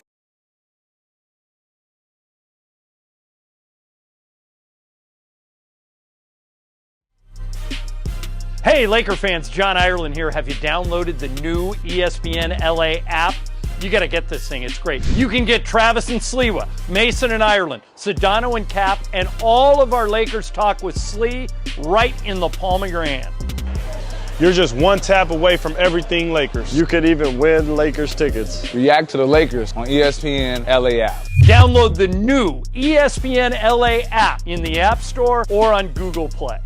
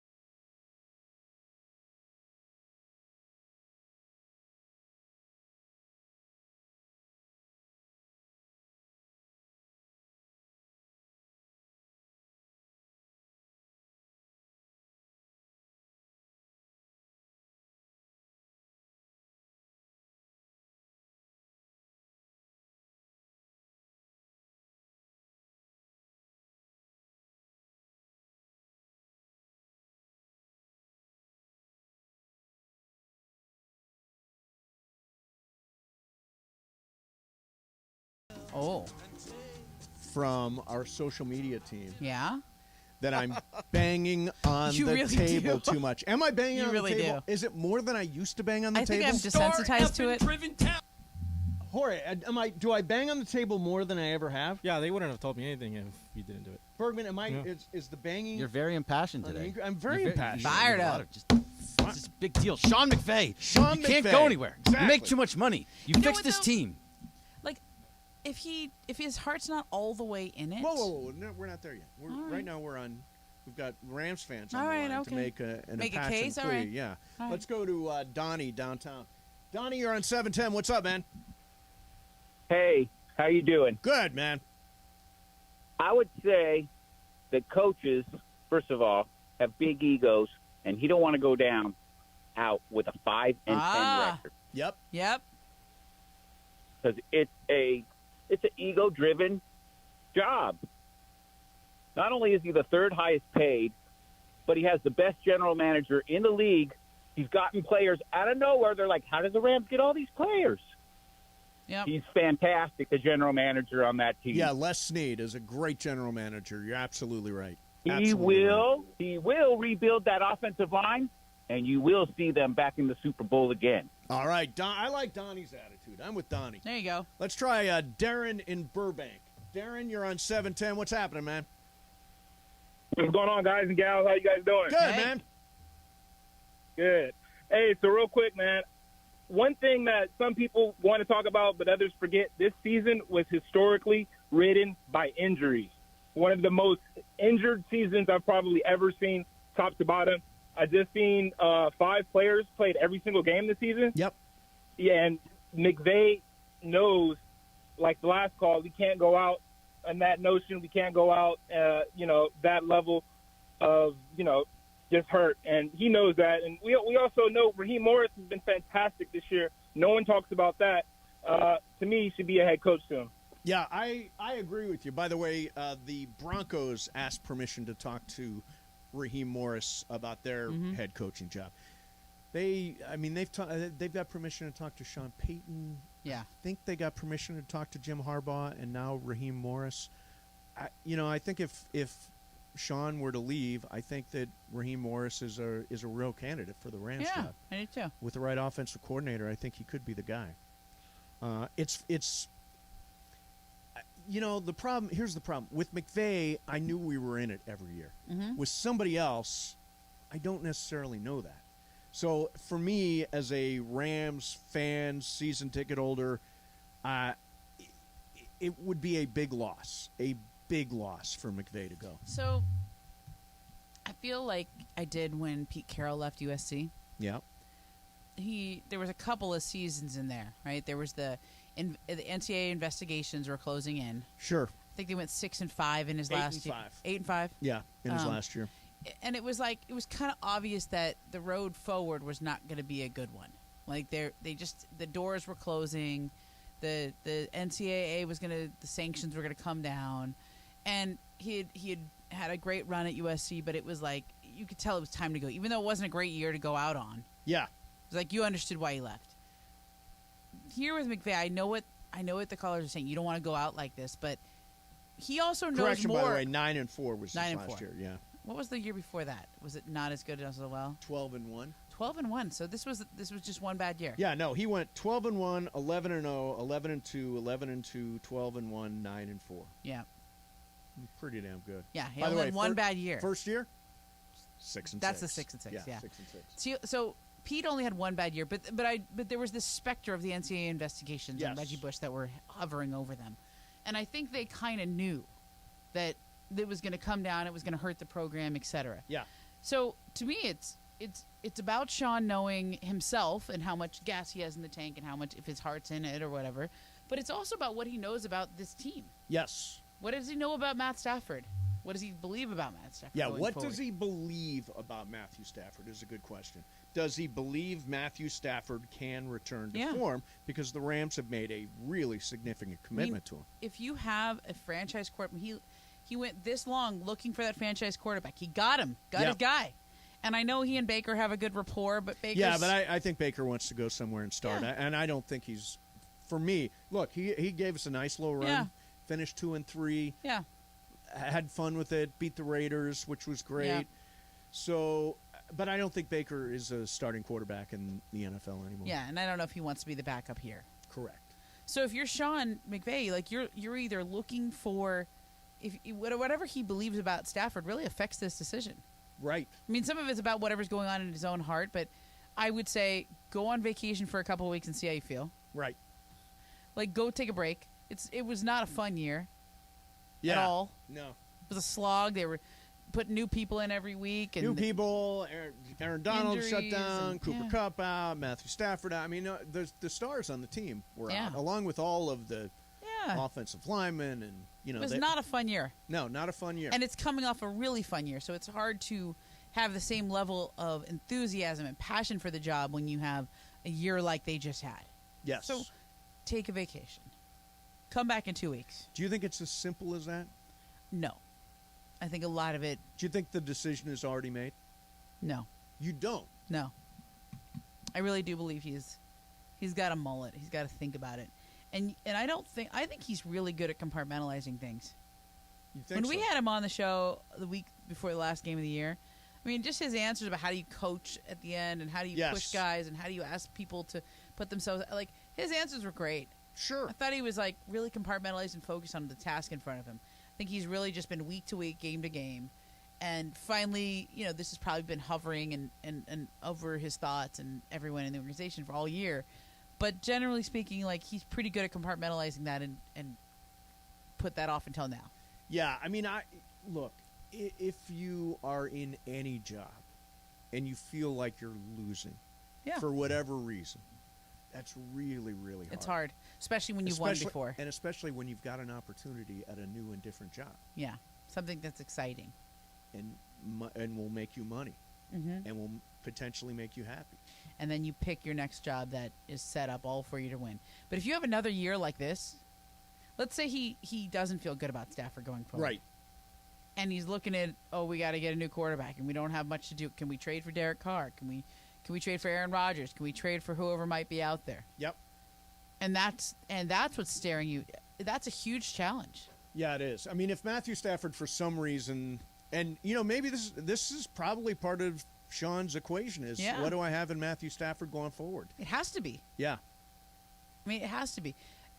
I don't think you want to have two bad seasons like this on your, I don't want to say on your resume, but when you're known as Boy Wonder and you have been great at everything you do, first of all, when you've played on a really good team, when you've coached a really good team, it's really hard to be on a bad team because you know the difference. Yeah. When you've been at the highest of the highs, it's really hard to get fired up to go make the playoffs again. Yeah. I have a feeling the decision is made and he's gone. Do you think that a decision's made and he's just allowing Les Snead and Kevin Demoff the time to kind of try and convince him to stay? Yeah, I think that's probably it. Yeah, that he knows he already thinks he's leaving. He thinks he's leaving, and now we're going to do whatever we can to make sure he stays. If you're them, they're probably saying, like, hey, just give us a week. Give us a couple weeks to try and convince you. And he says, okay, yeah, I'll give you the time. Right? Yes. Yeah, I agree. Do you think the decision is made? You don't. No. I think he's really thinking about it. I think he's compartmentalized it. I think it's been on his mind. Just like any job. Like when you've thought about making big life decisions, how long have you thought about it before you did it? Oh, I probably mulled him for a very long time. Years and years. Yeah. Yeah. You're very careful. Yeah. And then you finally are ready, but it's almost usually by the time I decide, it's already done. Yeah. But there's like years and years that you were thinking about it before you do it. Okay. Tell you what, coming up next, my top 10 movies of last year. I see more movies than most anybody I would think. I think you see more movies than anybody I know. And there's nothing crazy. They're all really good recommendations for people. Ben Lyons sees a lot of movies, too. Ben Lyons does, yeah, absolutely. you and Ben. In the meantime, hey, if you're injured in an accident, let's say it happened over the weekend, in the rain.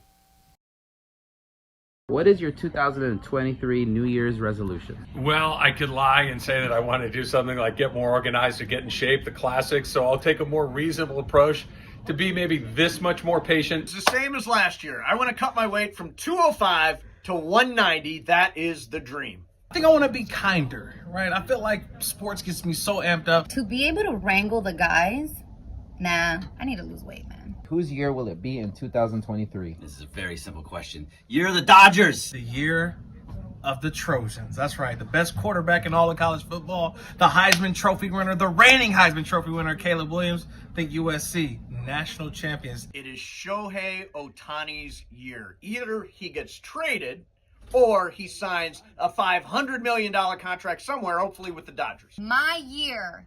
Oh, you meant a team? Dodgers? Hopefully? Whose year will it be in 2023? I don't know yet. What is your hot take for 2023? The Cavs are going to the NBA Finals. UCLA football is going to the college football playoff next year behind Dante Moore. Let's go. My 2023 hot take? Okay, you ready for this? The Lakers this year, forget about it. Next year, year one of the post-Brody contract, year one, Lakers win it all. That's hot.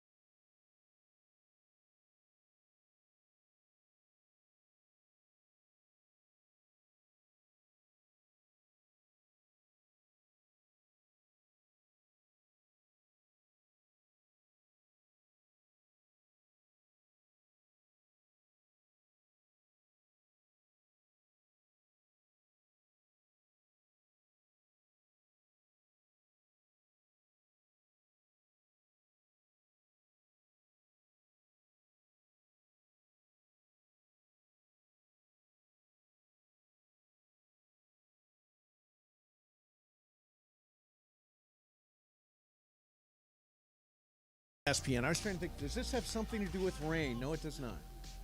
Blinding lights. Are we only doing rain songs today? Yeah, we should do some rain songs. Well, you know, the lights can be blinding. Yeah, do me a favor, Jorge. Pull up a song called I Love a Rainy Night by Eddie Rabbit. Love a rainy night. I swear to God, the only line in the entire song is Love a Rainy Night. He must sing it over and over and over 48 times. I love a rainy night. Is there other I love words a to it? rainy I want to night. look at the I love a lyrics rainy night. No, it's just I love a rainy night. It's an old country song. Oh, I know the song. Is it? Yeah. Well, I love a rainy night. I know this one. Two-step to this. I love to hear the thunder, watch the lightning when it lights up the sky. Well, this is making me like the rain. You know it makes me feel Actually, this song is better than I remember. Yeah, this is good. Yeah.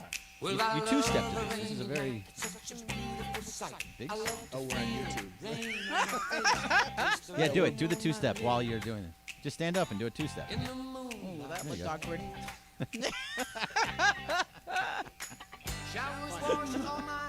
You can see that on youtube.com/ESPNLA. There it is. Enjoy that. My dance skills. There it is. Over Okay, and now over. what? The chorus. That's it. That's all there is. Okay, one more. Hey, I'm not done. Let's do it one more time. There you go. See, a lot of love on rainy nights in that song. All right, so There it is. That was 5 times in a row. yeah, it's in there a lot. 6. I'm telling you, the song is so simple. He sings "I Love a Rainy Night" at least 25 times. Well, he likes rainy Kinda nights. awesome. Yeah, Why you gotta be clearly upset with does. All right, so Bergman, you over the weekend saw one of the movies that is on my list of the 10 best movies of last year, according to me. It is The Menu, starring Ray Fiennes, who is from Queen's Gambit. What did you think? I thought it was really good. So I saw it yesterday. I woke up and I watched it. It was the first thing I watched in the morning. Now, I didn't know absolutely anything about this movie, just that you said that it was good, and I liked the actors in it, and I was like, all right, I'll give this a shot. It's on HBO Max right now. It was not the right movie for the very first thing in the morning. I know. What are you talking? Sunday morning when you could be watching the last week of the NFL season? Well, it hadn't started yet. Yeah. NFL So you're season. like I wake up 7 early. a.m. Yeah, like 6:30, 7, 6:30 in the morning, you turn on the Menu. I turned on the menu. It's I thought a it was super twisted movie. It was totally twisted. It's a weird time to watch a movie. Well, no, because I'd walked the dog and I was back as my daughter was asleep, and I was like, I'll just watch The Menu. There, it's on HBO. And then it was not what I was expecting. But did you like it? Oh, yeah, I thought it was really, really good. Really good. All right. Really well done. So The Menu's on the list. Thanks, Horace. I love a rainy night. I mean, I kind of like her. I'm telling you, you play that, I'm Cuddle going to up, sing it every single cuffing time. season, you know. So here are the rest of the movies on my top 10. The Fabelmans, the Steven Spielberg movie. It is so good. What is it on anything out, or is it only in It is theaters? still in theaters right now. It'll soon be streaming. The thing I love about it is I saw the movie, and then I'm like, I wonder how much of that actually happened to Steven Spielberg. And as it turns out, every single thing in the movie is about Steven Spielberg's life. It is really, really cool. Somewhere, Everywhere, All at Once. Bergman, you saw that, right? Which one? Somewhere, Everywhere, All at Once? No, I want to see it, though. I've been trying to see it. That one is, you have to rent it right now. That one you have to rent. Yeah. I'll do that. I rent stuff. Michelle Yeoh, Kiwi Kwan. Get this. Okay. So it's multiverse, right? It is a multiverse story. If you remember the old Indiana Jones, where he had the kid with him, who was he was an Asian kid, right? Yeah. And he was like his sidekick for one of the movies. Yeah, that's a good movie. Kiwi Kwan, all grown up. That's him. That's him. Oh. Yeah, and he's going to win the Oscar and all kinds of stuff. Wow. Top Gun Maverick. That's what I'm talking about. We saw it, and you ran away really fast. I did, but it's a great friggin' movie. I am one of... That's going to win Oscars too, right? I hope so. Short Round, by the way. It's going to be nominated for Best Picture, and I think Cruise is going to be nominated too. Yeah, Short Round was his name in Indiana Short Jones. Round, that's right. He's all grown up. Number 4 is... they're not numbered. Babylon. Now, half the world hates this movie. Half the world loves this movie. It's really long. It is a 3-hour movie. It is fantastic. For me, I absolutely love it. Okay. Damien Chazelle, the director's got it going on. Margot Robbie's fantastic. Brad Pitt is great. She always is. Spirited. Yeah, you put Good Spirited. afternoon. Good afternoon. I think they could take that movie and go to Broadway next year and do it as a show with Will Ferrell and Ryan Reynolds, and it would sell out all. People would buy it immediately. Yeah, it'd be Immediately. great. Send it to the Pandages if they don't want to do it on Broadway. This is one for you, Momo. Okay. She said, this is about the 2 reporters from the New York Times who broke the Harvey Weinstein story. Oh, yeah, that's a good story. So it's kind of like All the President's Men. Yeah. But with Is Weinstein. it documentary style, or is it scripted? Scripted. It's Okay. scripted. Great movie. Cool. You would like it as a reporter. The Menu. Hustle. I think Hustle was a great liked movie. Hustle. I thought Adam Sandler was This great. is the only one that I have seen. Produced by LeBron James. Yeah. A lot of Easter eggs in there. And great. Anthony Edwards was great. Good cameos. And who was the lead actor? Juancho Hernan Juancho Gomez. What was the Easter eggs that were in there? Yeah, what were the Easter eggs in there? Oh, just everybody that's in there, all the cameos. Oh, yeah. A lot of cameos. Everyone's in that. I'll tell you what. Juancho and Anthony Edwards can both act. Pretty good. And Adam Sandler is an actor. Yeah, Queen Latifah was good. He's not just Billy Madison anymore. Yeah. Like, he's doing great serious roles. 'Cause I love a rainy night. Okay. It's a really good song. Till. This is a movie About I Emmett think Till? everybody should see. It's a movie about Emmett Till and about the tragedy of Emmett Till during the Civil Rights Movement and the way his mother, Mamie Till, handled it. Danielle Deadweiler is fantastic in the lead role. And then the last one is The Batman, which I think was great. I love The Batman. Yeah, I love a rainy That fits because it's always raining. It's always raining in rains that one. Gotham City. There is 100% chance of rain always in Gotham City. Now, would you ever watch a superhero movie, or are you just so I not watched in on Batman. that? Did you watch the Batman? No, I didn't see that. I haven't seen anything in a while. I just can barely keep up with my shows. Once the baby What are your is shows? I watch all the Bravo shows. Oh, God. Below Deck. Below Deck. I watch Survivor. I'm like 5 weeks Summer behind House. on Survivor. No, What I don't about- watch that. You don't watch that? I watch like Top is that Chef. too low end for you, Oh, yeah. Summer House? Oh, yeah. I look down on American people Idol. watch You that. still watch that? No, I couldn't No? keep up. Yeah. I Couldn't did a keep little up. bit last year, but it's too many hours. So what are the reality shows you watch? Survivor.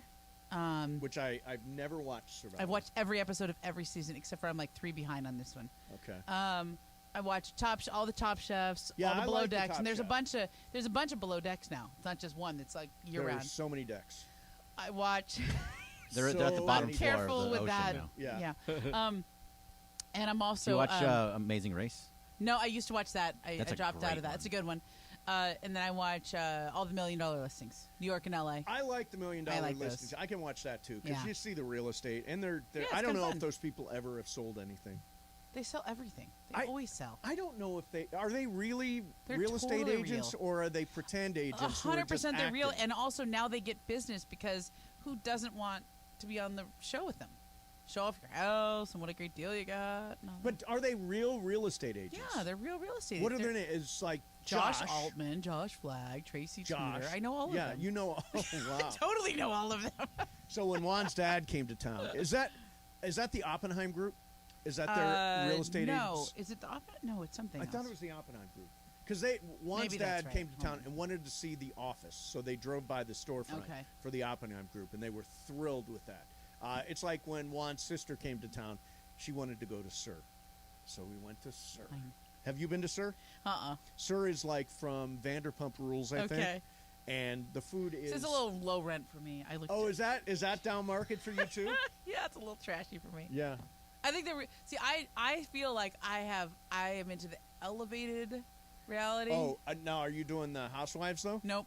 A little You down don't market do the for me. Housewives. I don't do the Housewives. Interesting. You know, I got standards.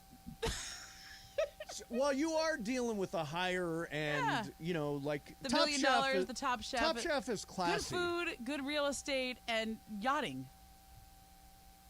Kind Yachting. of bougie, aren't I? It just sounds really bad when I say it like that.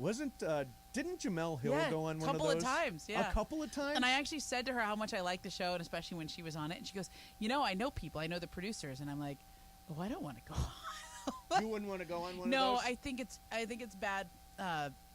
First of all, it seems really expensive. Like, to rent a yacht? Yeah. I know, and they go for like 2 nights. Yeah. And then you have to leave a $20,000 tip. Where do they do their yachts at? There's some that are in the Caribbean, and there's some that are in the Mediterranean. Oh, okay. There's Below Deck. The original Below Deck is in the Caribbean. That's Captain Lee. And then there's the other one that's Captain Sandy. She's in the Mediterranean. So you and Ireland have a lot to talk about. All the time. Ireland is Below Deck. He is every. I got him into Below Deck. But Ireland is every housewife show. Yeah, every Housewives. Because he'll come in here and say this housewife from Atlanta and this one from Miami. I used to and watch this one Beverly from... Hills in Atlanta, and then I just couldn't anymore. Just a whole bunch of yelling. That's all those shows are. I think that those shows have been destructive. I do too. Because they get people to act stupid. Yeah, it's like you're giving permission to people to say really mean things to other people that you wouldn't normally see had you not already seen it on Real Housewives of blank. Oh, you know what? I did watch a Housewives show. Do you know which one I did? Real Housewives of Dubai. I was super into that one this year. That was a maternity leave show. But everything is a fight. It's like a staged fight. And they force people into friendships and relationships that are not real. So that they have drama and fights, and they force people to act out and act. and people think that that's how you're supposed to act now. Right. To be famous. Correct. That is the correct way to act. Yeah, it's terrible. No, it's terrible. Terrible. All right, coming up next, I want to make a bet on the national championship game. By the way, if you're just tuning in, we've got Lakers basketball here. Lakers at Denver. We're on till 4:30 when we will kick it to Slee, with Slee. And then 6 o'clock is the tip in Denver. No LeBron James tonight. Correct. With an ankle something. Soreness air in quotes, air quotes, yeah. right? And, of course, no Lonnie Walker. I got some no ankle Austin soreness, Reeves too. How and about all you? that. Yeah. I have some soreness, Yeah. too. Yeah. And then also the national championship game, TCU versus Georgia, is on our sister station. Good thing there's a roof. AM 1110. That's on AM 1110, our coverage of the national championship game. And I'm going to make a bet. Which way am I going to go on the national championship game? The line, 14 points. Wow. And I will bet $5,000 on one side or the other. Okay. Next, Mason, Ireland, 710 ESPN. Travis and Sliwa on 710. Hang with Trav and Slee every weekday.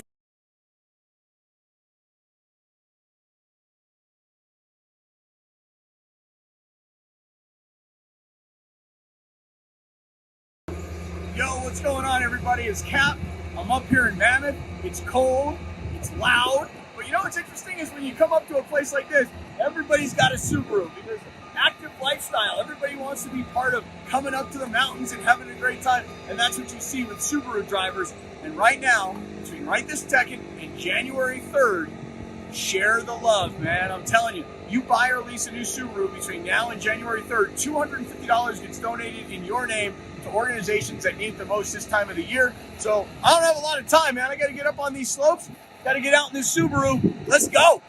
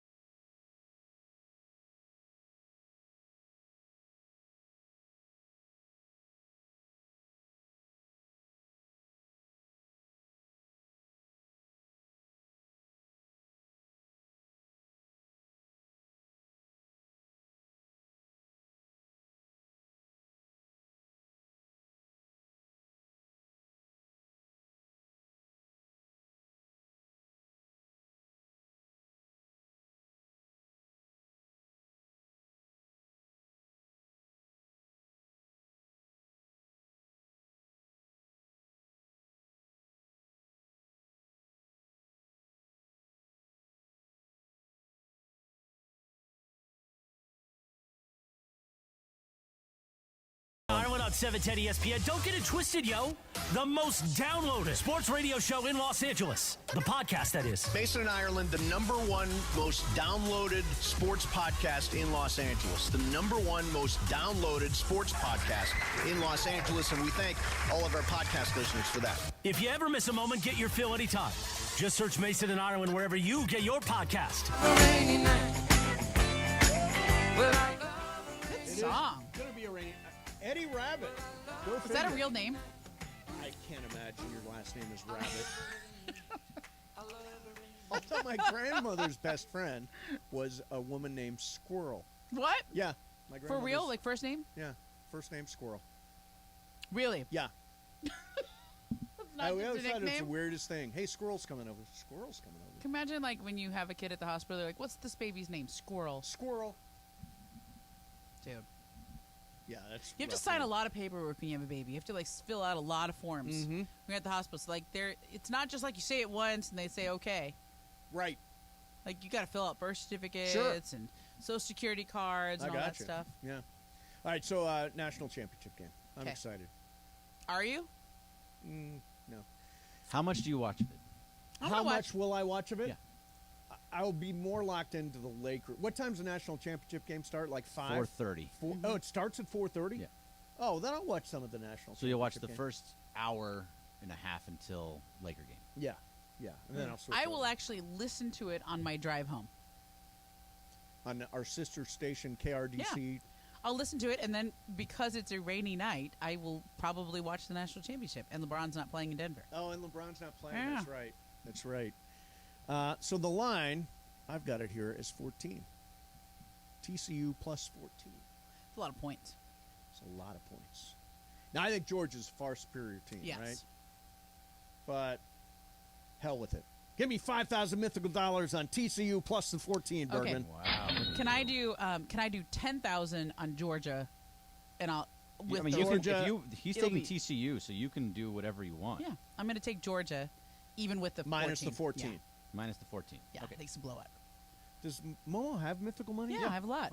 Do you keep track of it? Yeah, she has 95,000. I have a lot. I win. I only make a bet 95,000. if I really feel something. I got it. Like, I remember when I bet that Tom Brady wasn't really going to retire? Oh, yeah. Yeah, cashed in on that one. $5,000. Bergman, are you making a bet? Mythical money! Yeah, I'll make a bet. I'll go 5K. No, I want TCU also. I'm going to say 10K on TCU, minus 14. Plus 10K 14. on Plus TCU. 14. Well, I can't do the same bet as you. I have to You're do right. more. Jorge, what about you? Nah, I'm okay. You're going to pass on that game? Yeah. No, he only bets against the Lakers. You can bet against the Yeah. Lakers. They're Yeah, they are playing Denver's today. minus 13. Ooh, that's a lot of points. There's a lot of points, but I'm okay. Thomas Bryant against Nikola Jokic. Feeling it? Give me another $5,000 on the Lakers plus 13. That's a big Hey, number. look at Big number. What are you, just flush with cash? And Yeah, I got a- am. I just got money I know, you last got a big week. parlay, yeah. Hey, give me $100 on the Nuggets. What's $100 that? bucks? $100 I'm not doing that. That's not We're even a not real keeping mythical track money. of $100. You're a Stop jerk. it. How much do you know, Momo, about your genealogy? By the way, we are going to do games, but it's going to be at 4:15 today because we're on till 4:30. So, how much do you know about your genealogy? Quite a bit, because my mom is really into it. So she knows Interesting. a lot about our genealogy. And I still can't keep it all straight, right? Right. Like, I definitely get things wrong. I'll be like, tell me again how we're related to that person. Yes. And then she'll tell me, and it'll just kind of go in one ear and out the other again. But I do generally know. Why do you ask? Because Julia Roberts went on a show. Oh, I know this show. Do you know this show? I know this show. The genealogy show? Oh, that show is amazing. They always find out somebody's not their real dad. Yes. You know, like, oh, that story we Spoiler heard. alert. Yeah. Spoiler alert. That is what happened with Julia Roberts. So Really? she goes on to this show. I'm trying to find the name of it right now. Bergman, do you have the name of it right in front of you?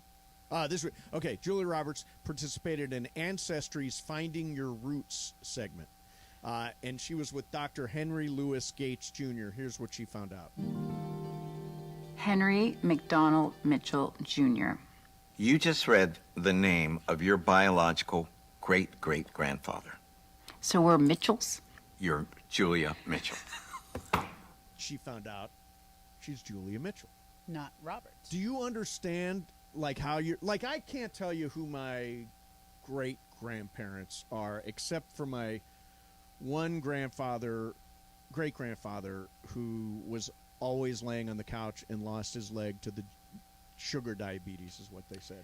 He was always on the couch. So we have I know all of them because my mom looked them up, and we Right. also do. Most families have some story where your grandfather was maybe this or maybe that. So on my dad's side, I know my grandmother, Right. and then my grandma's dad is not the one she grew up thinking was her dad, was not her real dad. Oh. It was like apparently her mom had a first love, Yeah. and they had sort of a kid out of wedlock. She was a Oh. child out of wedlock, Wow. and the person that she knew as her dad was the guy that kind of said, "Okay, I'll take you and your daughter out of wedlock," or something. So we actually know who the real dad was, the one that the great-great-grandmother was, like, in love with. Right. And they had they were very young, like, whatever. It's usually a story like that. We found out that my grandfather had a baby outside of marriage. So that would make that baby my great-uncle or something like that. Okay, your grandfather had a baby outside of marriage. Outside of marriage. Okay, yeah. Hooked up with some lady. Uh-huh. So that'd be an uncle. Had a baby. Yeah. An uncle. Yeah, so But we only found it from all that genealogy, Yeah, DNA.com or whatever that Oh, stuff you didn't is. know this. Have you ever done DNA.com or what do they call that? Those things? No, I've never done Genealogy. 32andMe, like yeah, those things. 23andMe. 23andMe, yeah. Yeah, I've never done that, but I there's always a family story. Yes. And usually they get buried over a number of generations, Right. but you kind of hear them in whispers and stuff. Yeah. And so my grandmother knew the story. At some point, they told her. And then she told us, and then we were like, what? But she didn't know the guy's name. And then I think later on, she sort of asked a few questions. And she Right. My mom actually tracked down the family of her real dad. Wow. And then we reached out to them, and they had no interest in us. Yeah, no, They were like, what do you want? If Bergman, do you know any of your great-grandparents? I know absolutely nothing. Would you ever be interested in going back and making a tree and doing all that stuff? I mean, I wouldn't do it. If someone else wants to do it, that's fine. But Oh, I'm not. yeah, I'm not. somebody else I'm not is in. going to do your family. Yeah. Well, I'm not going to do. What are you doing with Will your you life? I'm listen making for a second tree instead of Greg just Bergman. talking through everything? Jesus freaking. My Christ. mom always does this. She finds like these people like who are third, fourth cousins, and we have no idea who we're even related to. Greg, I I will want not to take on a project. I want to do your family tree. Oh, great! Please do. Come Do you want over. my You can mom talk to to my do it for family. you? My mom will do it for no, you. I won't do the 23andMe though, because I don't want anybody having. I any know of it my might be DNA. kind of weird. Well, no. The thing with that is they're using it like in criminal stuff. Yeah. That Yeah. it's part of a public database, and that's Yeah. how they got that guy in Idaho. Or they clone That's you. how they got him in Yeah, Idaho? that was part of how they got him. Was because Really? somebody in his family had done 23andMe. Yeah. See, this is why. No, Interesting. absolutely not. And also, they clone you. They do not clone you. Yeah. Don't No, no, say no. I do not believe anybody What has are the you? What? Yeah. That's what he's doing at 6:30 in the morning on a Sunday. reading about I gotta do cloning. something, Momo. But Yeah. yeah, like, why wouldn't I mean? Jorge, do do you you have know the your ability great- to? Like, it's public. Do you know your don't- great grandparents? I do not. You have any interest? I knew my in knowing great them? grandparents. Maybe on my mom's side, yeah. Yeah? I would. You know, I think it's wanna pretty find out. interesting. Yeah. Like when you find out the I love the stories. Like I love. Do you know? Like on my dad's side, they're from. There's some. That are descended from the people who live in like the Loch Ness Monster area. Yeah, near Lake Inverness. Yeah, like Lake Lamond or something. Loch Yeah. Lomond. That's where they're all from. Yeah. That's where my dad's family. It's kind of cool, like the Highlanders and the, Yeah, no, that's cool. you know, Welshmen. And then my mom's family's all. I like all the stories. See, I used to It's work with kinda a TV host who had a tattoo of a crest, and every time Yeah. I would ask him, like, "Hey, what's the crest for?" He's like, "Oh, that's my family crest." He's like, "You should look into your ancestry, Yeah. and then you see what the crest is for your name." Yeah. And then that's very meaningful to me. So like, I have that crest on my. He had it on his chest or whatever it was. It's cool. You know, my dad had a crest of something that said Mashansky on it. Yeah, it's which probably may have kinda been cool. the family Yeah. crest. It's like the guys in White Lotus going back to Sicily to find the village they're from. The village they're Yeah. from, exactly. All right, coming up next for you, let's circle back to LeBron James and the Lakers. Okay. And I want to know from you whether or not a particular deal makes sense. Okay. We'll bounce that off Momo coming up next for you. Plus, what is the secret to longevity? How do you live a long time? What do you do? Sleep a lot, I think. Sleep is good. Red wine. Talk about that coming up. Mason and Ireland, 710 ESPN.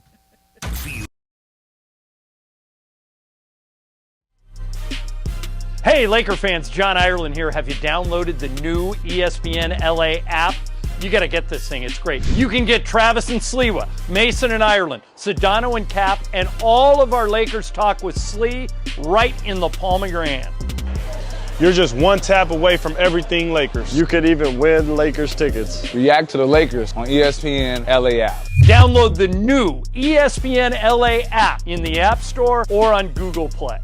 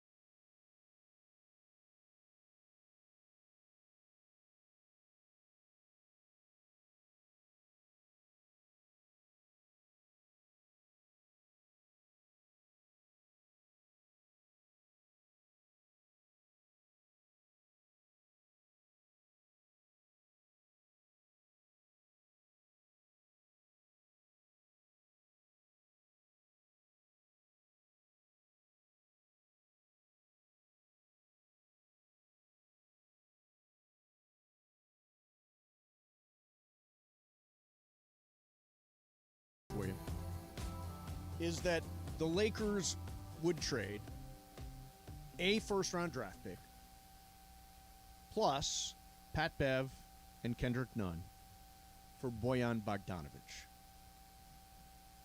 What do you think of that deal? I like that deal, but I don't know if I want to do unconditional first. You would want to do a protected first-round draft pick. Unconditional is pretty wild. I mean, just think, like, the Lakers' first-round draft pick this year is going to most likely go to New Orleans because the Pelicans have swap rights. Yep. Okay? What if the Lakers have... It's unprotected. Yeah. As far as I think so. They could be terrible. It could be the first overall pick in the draft. Yeah. What if it's the number one pick? So what if it's lottery protected? Okay. Yeah, I'm done. You would do that? Yeah. I would probably even go top 10 protected. So you don't call it lottery protected. You call it top 10 or top 10, 5. right. I don't think Detroit would want that, but that could be part. And the problem is other teams have a lot of other picks. They're just trying to unload, though. No, they're not. They traded for him. They wanted him. They traded for Bogdanovic. They got him from Utah earlier. They traded Kelly Olynyk for him. Right. They wanted him. There's a reason why and other teams wanted him. There's a lot of other teams that want Bogdanovic. He's a really good player. He's scoring 21 points a game, and he's shooting 49% from three. And the other teams that are going after him have first-round picks to spare. So you think somebody's going to give which means an unprotected first-round pick for him? Well, even if it's unprotected, like, you know, the Pat Bev, how many years does Pat have left? I think he's got a year or two. No, Pat Bev, I think, is a expiring? walkaway guy. He's a walkaway. I think he's just 1 year. Yeah. So that's but I think Detroit wanted him. He's good for their I know, vets. but they're dead last. I know, they're trying to lose, obviously. Right. So what is having a guy score 21 points a game and shoot 49% because they might be much better from three? next year. Oh, come on. They've won 11 games. Well, they're going to get probably a top 5 pick, and they'll get Cade Cunningham back. He's been out, and he's pretty much out all they year. have the second worst record in the league. Mm-hmm. What? Bojan Bogdanovic isn't doing them any good. They just want to suck more. They want to get Wembanyama. Well, this year, they don't need him this year, but they signed him to a 3-year extension when they got him, and this is the issue. I think Bogdanovic is a lot of what they need. Shooting, tough guy, wing, pretty decent, all that stuff. Yeah. The problem is they don't have other. They don't have any. Like, you're at a poker table and you're short stacked. Right. You don't have a lot. Like the contracts that you have. Probably the most valuable contract they have now is Westbrook's contract because they could take on a lot of bad contracts. That actually is now a pretty decent trade chip. Yep. If you're willing to take on bad contracts just to get somebody you want. So, like, let's say Charlotte. You want to take on Gordon Hayward's deal? Not really. No. I'd rather have Westbrook. He's playing better in his role, and his money comes off the books. P.J. Washington. P.J. Washington's good, but they're not going to just give him to you. Other teams want him too. In other words, not going to give him to you. But if you were to move Westbrook to Charlotte, for them, it's a $47 million expiring contract. Yeah, they probably have to take Gordon Hayward off. Probably have to take Gordon Hayward, P.J. Washington, anybody but LaMelo. Yeah, anybody but LaMelo. That's right. Yeah. Charlotte. Yeah, I mean, I guess the question is, especially with LeBron James and his quote the other night about you know what he wants, basically. I think Cam Reddish is a guy that's realistic. No, just because he's a clutch guy, I don't. Yeah, and also he doesn't play as much. I mean, look, there's guys that they can get where they don't have to give up those firsts, but there's a lot of nuance to it. It's not just about will you trade the first. It's about, well, do you put protections on the first? Do you trade both first? Do you trade one? Do you put, can you take back money? Because right now the Lakers, part of the reason they didn't make any deals before this is that they wanted to not trade the picks, and B, not take any money because they have $25 million in cap space. Right. And they would have room next year. Correct. Although there aren't any great free agents. They're good free agents. Who? Kyrie, James Harden, Chris Middleton, Kyrie. Fred Don't get VanVleet. me started on Kyrie. I mean, there's decent free agents. Fred VanVleet, that's a good one. Fred VanVleet's great. But he's going to get a long-term deal. Yeah, he's a great player. Yeah. But I want no part of Kyrie. D'Angelo Russell, potentially? Want him back? Nah, I don't think. I mean, there's guys out. Do you want Kyle Lowry? He's not very good right now. He's not very good That contract is rough, so you can probably get him without trading one of your 2 picks. Lowry's not good right now. Not good. I mean, these are your options. Mavericks, remember when they got Kemba Walker and people were like excited? What about Miles waved him. Turner? It says he doesn't want to sign an extension with Indiana. Well, maybe. We'll see. You might as well just wait. You can do it any time. Well, he can be a free agent. At the end Why of would the year. Miles Turner want to stay? I mean, I guess they're above 500 and in the playoffs right now, but Is there enough there? They can give him more? Yeah, but is there enough there for him to compete for championships? Yeah, I don't know. Not really. Not really. Yeah, Not exactly. But that's, I don't know. Is Miles Turner in the category where we go, oh, he has to stay just to win? Okay, so here's no, probably not. Here's a question. I hit the sign. What's the secret to longevity? So I've got a couple of examples. All right. Keith Richards turned 79 right before the holidays. He's done basically every drug there is. Yeah. Slept with most women at this point. And is 79 and doing great, still on stage. Still on stage, wow. Still on stage after all these years. Meanwhile, I've got this guy. Let me see. Les Savino just turned 100. He says he goes to the gym every day for 3 hours. 3 hours? And drinks a martini at the end of it. Mm. That's how, and he's 100 years old. Okay. To you, what's the secret to longevity? First of all, do your relatives live a long time? Some of them do. Yeah. I had some. My on my dad's side, not really. My mom's side, they can go a while. Yeah, they can go They a can while. go a while, you know. My grandparents always lived. They all lived a really long time. So, what do you think the secret to longevity is? I think it's stress reduction. I think it's like happiness. You know what? I think it can be summed up in one word. What do you think, Bergman? I'm not sure. I was not paying attention. Can you believe this? You wanted me to tell the truth. I'm sorry. What is the secret to longevity? What is the Greg? secret to longevity? I mean, I think it's just being happy and being around people that make you happy and not having so much negativity around you. I actually do think that. Do you think that's the environment you have here? No. Jorge, secret to longevity. Man, I guess just try to I don't know. It's a tough question. It's not like an easy. You can do everything right and still get some horrible disease and die. Yeah, young. here's the thing. I think the secret to longevity is moderation. Right. Okay.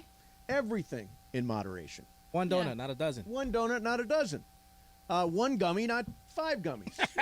Yeah. Living proof. One martini, not 3 martinis. Right? Not in 5 minutes. Moderation is like the secret to like work hard, but moderate it a little bit.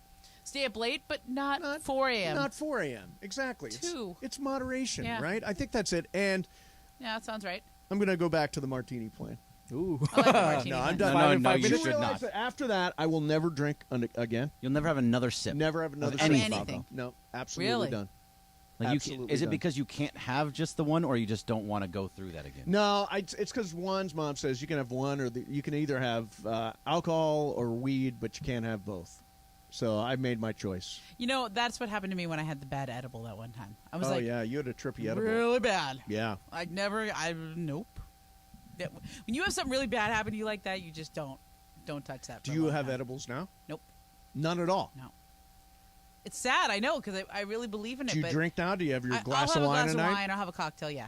Yeah. See, I don't like the. I mean, we have a lot of liquor advertisers and wine advertisers and all that beer.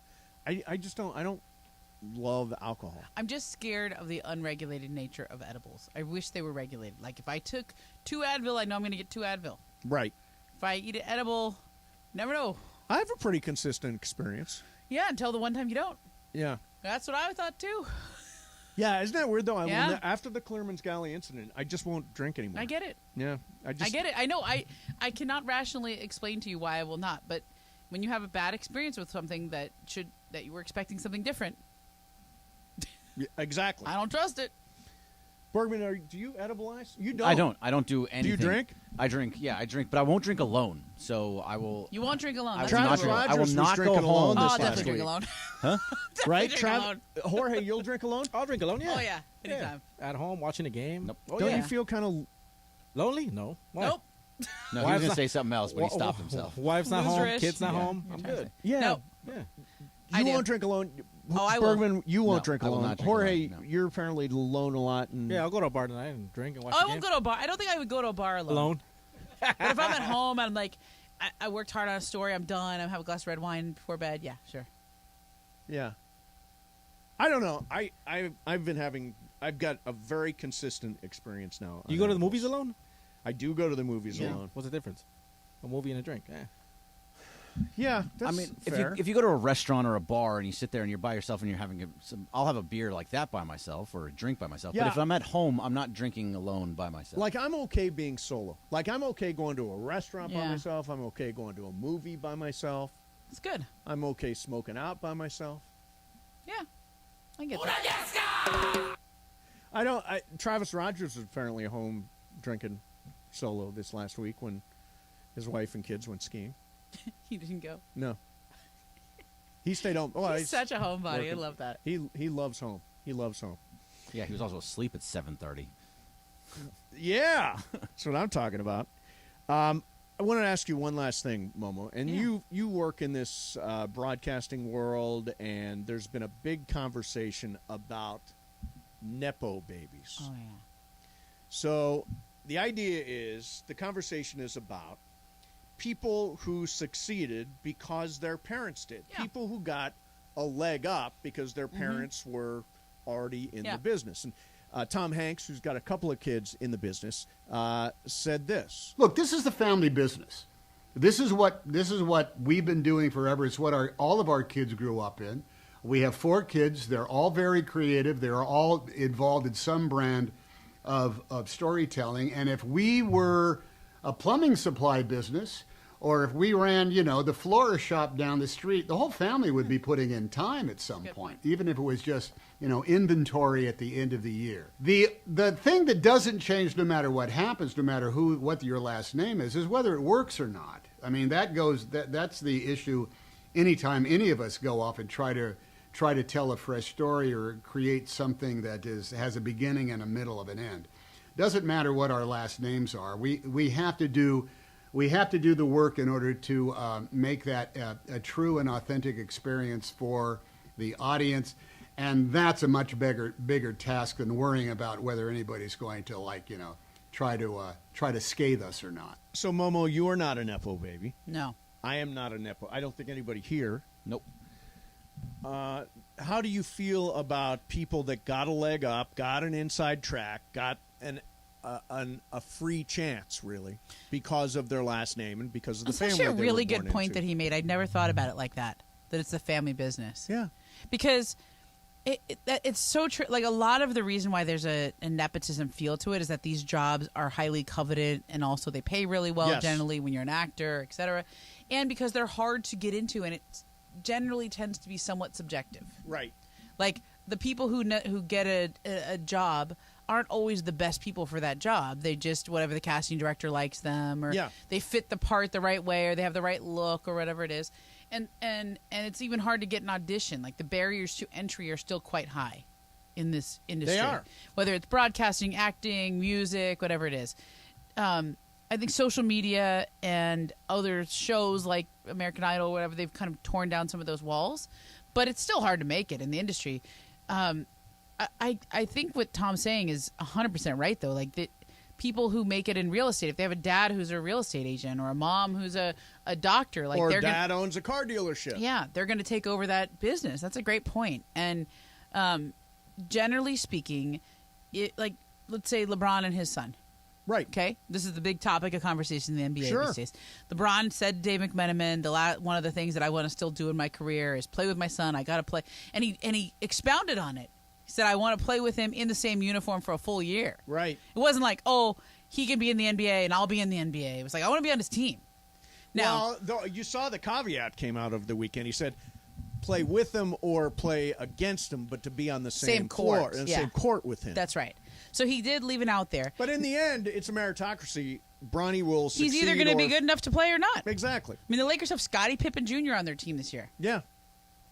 Not as good as Scottie Pippen. Nope. Yet, I don't know. Maybe he'll have he made the NBA. It's still a really good accomplishment. Right. But he's not his the dad. I want to defend. First of all, I hate the term Nepo baby. It's really unfair to the people who have made careers for themselves, and happen to have parents who were in the business or who were very successful. But there are a lot of people who screw that up. There are a lot of people who have every chance in the world and just screw it up. Yeah. So, in part, one of the things these folks have in their favor is that, in the end, talent and hard work, that's what survives. Yeah. I think the Nepo baby conversation is interesting. I don't know if you saw. What? Were you watching New Year's Eve with Andy Cohen? Uh-huh. So Andy Cohen called Anderson a whittle Nepo baby. He did. A whittle Nepo baby. Who's Anderson's mom again? Gloria Vanderbilt. Yeah, Gloria Vanderbilt. Yeah, I mean, look, there's you see this in broadcasting You too. do? Chris Collinsworth, Jack Collinsworth, Joe Buck, Jack Buck. Jack Buck. Who's the guy? Noah Eagle, Ian Eagle. Yeah, and guess what? Noah Eagle's pretty good. Really good. It's pretty good. Did he get the opportunities because his dad? Probably, but he's pretty darn good. Yeah. You got to make your own way, and you got to be good. Yeah, you got to be good, and so maybe they had a little leg up because they know how to get into the business. Right. Like it's not hard for Tom Hanks's kids to get some headshots taken. Correct. Or to get an audition. Yeah. If anything, I think celebrity helps you get things now because it's part of the branding. That's why we make sequels and anything with any kind of name recognition is a big deal. Yeah. But it's an interesting conversation. All right.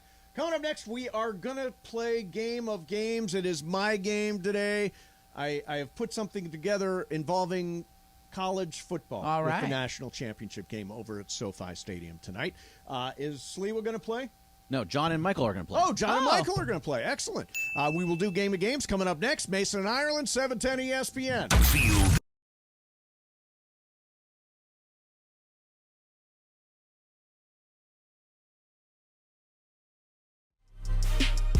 Hey, Laker fans, John Ireland here. Have you downloaded the new ESPNLA app? You got to get this thing. It's great. You can get Travis and Sliwa, Mason and Ireland, Sedano and Cap, and all of our Lakers talk with Slee right in the palm of your hand. You're just one tap away from everything Lakers. You could even win Lakers tickets. React to the Lakers on ESPNLA app. Download the new ESPNLA app in the App Store or on Google Play.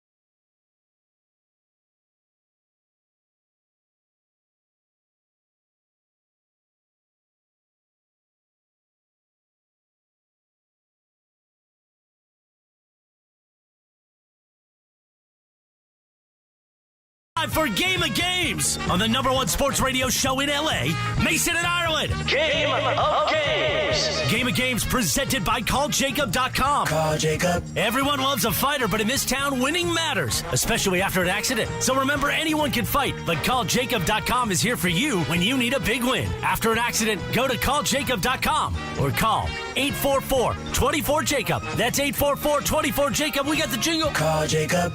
Thank you. Game of Games time. Take it away, Mace. All right, here we go. It is Game of Games time, and we are joined right now from Denver by both John Ireland and Michael Thompson. What's up, guys? What's happening, man? Well, we're getting ready for Lakers. We're getting ready for the national championship game, and actually the game has to do with college football. Okay. And it is a simple fact or fiction. Simple Okay. fact or fiction. And let's see, we got Momo, Ireland. Michael Thompson, you there? Yeah, man. Where else would I be? All right. Bergman and Jorge.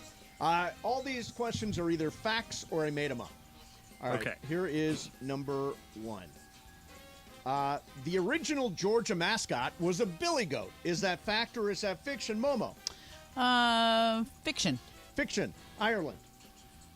I'll say fiction. Fiction. Michael. I'm thinking fact from like long Wow, time Michael ago. sounds great. Okay. Bergman. Sound like I'll Dolly say fact. Parton, like Diane Channing.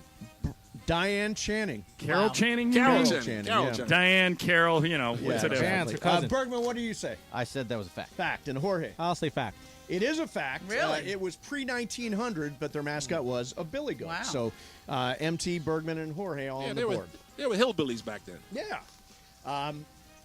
Number 2. Notre Dame has the most wins in college football history. Is that fact or is that fiction, Ireland? Fiction. Fiction. Michael. Boy, they've been around for 200 years, so I'm going to go fact. Fact. Bergman. I'm going to go fact also. Fact. Jorge. Fact. Fact. Momo. Fiction. Fiction is the right answer, John. It's the Naval Academy or something, right? It is Army? Michigan. Michigan, really? More college football wins than anybody. Number 3. So everybody's on the board with 1. Number 3. The college football record of 47 consecutive wins is held by Yale. Is that fact or fiction, Michael Thompson? Fact. Fact. Bergman. Fact. Fact. Jorge. I know this one. Fact. I know this one. Fact. Momo. All right, Pepe. Fiction. Momo says fiction. And Ireland. Who am I to go against Jorge if he knows it? I'll go fact. It is fiction. Yes! The correct answer is Oklahoma. They won 47 consecutive games between 1953 and 1957. So it's Momo 2, everybody else 1. Next one. Yale has the most NCAA football championships. Yale has the most NCAA football championships. We start with Bergman this time. Bergman, what do you say? I'll say that one's fact. That one's fact, according to Bergman. Jorge? Fact. Fact. Momo? Fiction. Fiction. Ireland? You wouldn't screw Yale twice since you got into the Yale Drama School. I'm going fact. Okay, and Michael Thompson? Fiction. I'm sorry, it is correct, and you're right. I would not screw Yale twice since I got accepted to the drama school. All right, so who else got that right besides me? I've got Momo 2, Ireland 2, Bergman 2, Jorge 2. I can keep scoring. And Michael 1. Yeah. Okay. I can do it question by question. All right. The first 2 teams to play in an intercollegiate football game are Harvard and Tufts. Harvard and Tufts. Jorge, what do you say? Fiction. Says fiction. Momo. I'll say fact. Fact. Ireland. Fiction. Fiction. Michael. Fact. Fact. And Bergman. Fiction. Fiction. The correct answer is fiction. The first game was actually Rutgers versus Princeton in 1869. Wow. So Ireland, Jorge, and Bergman each have 3. Momo 2, and Michael Thompson just 1 so far.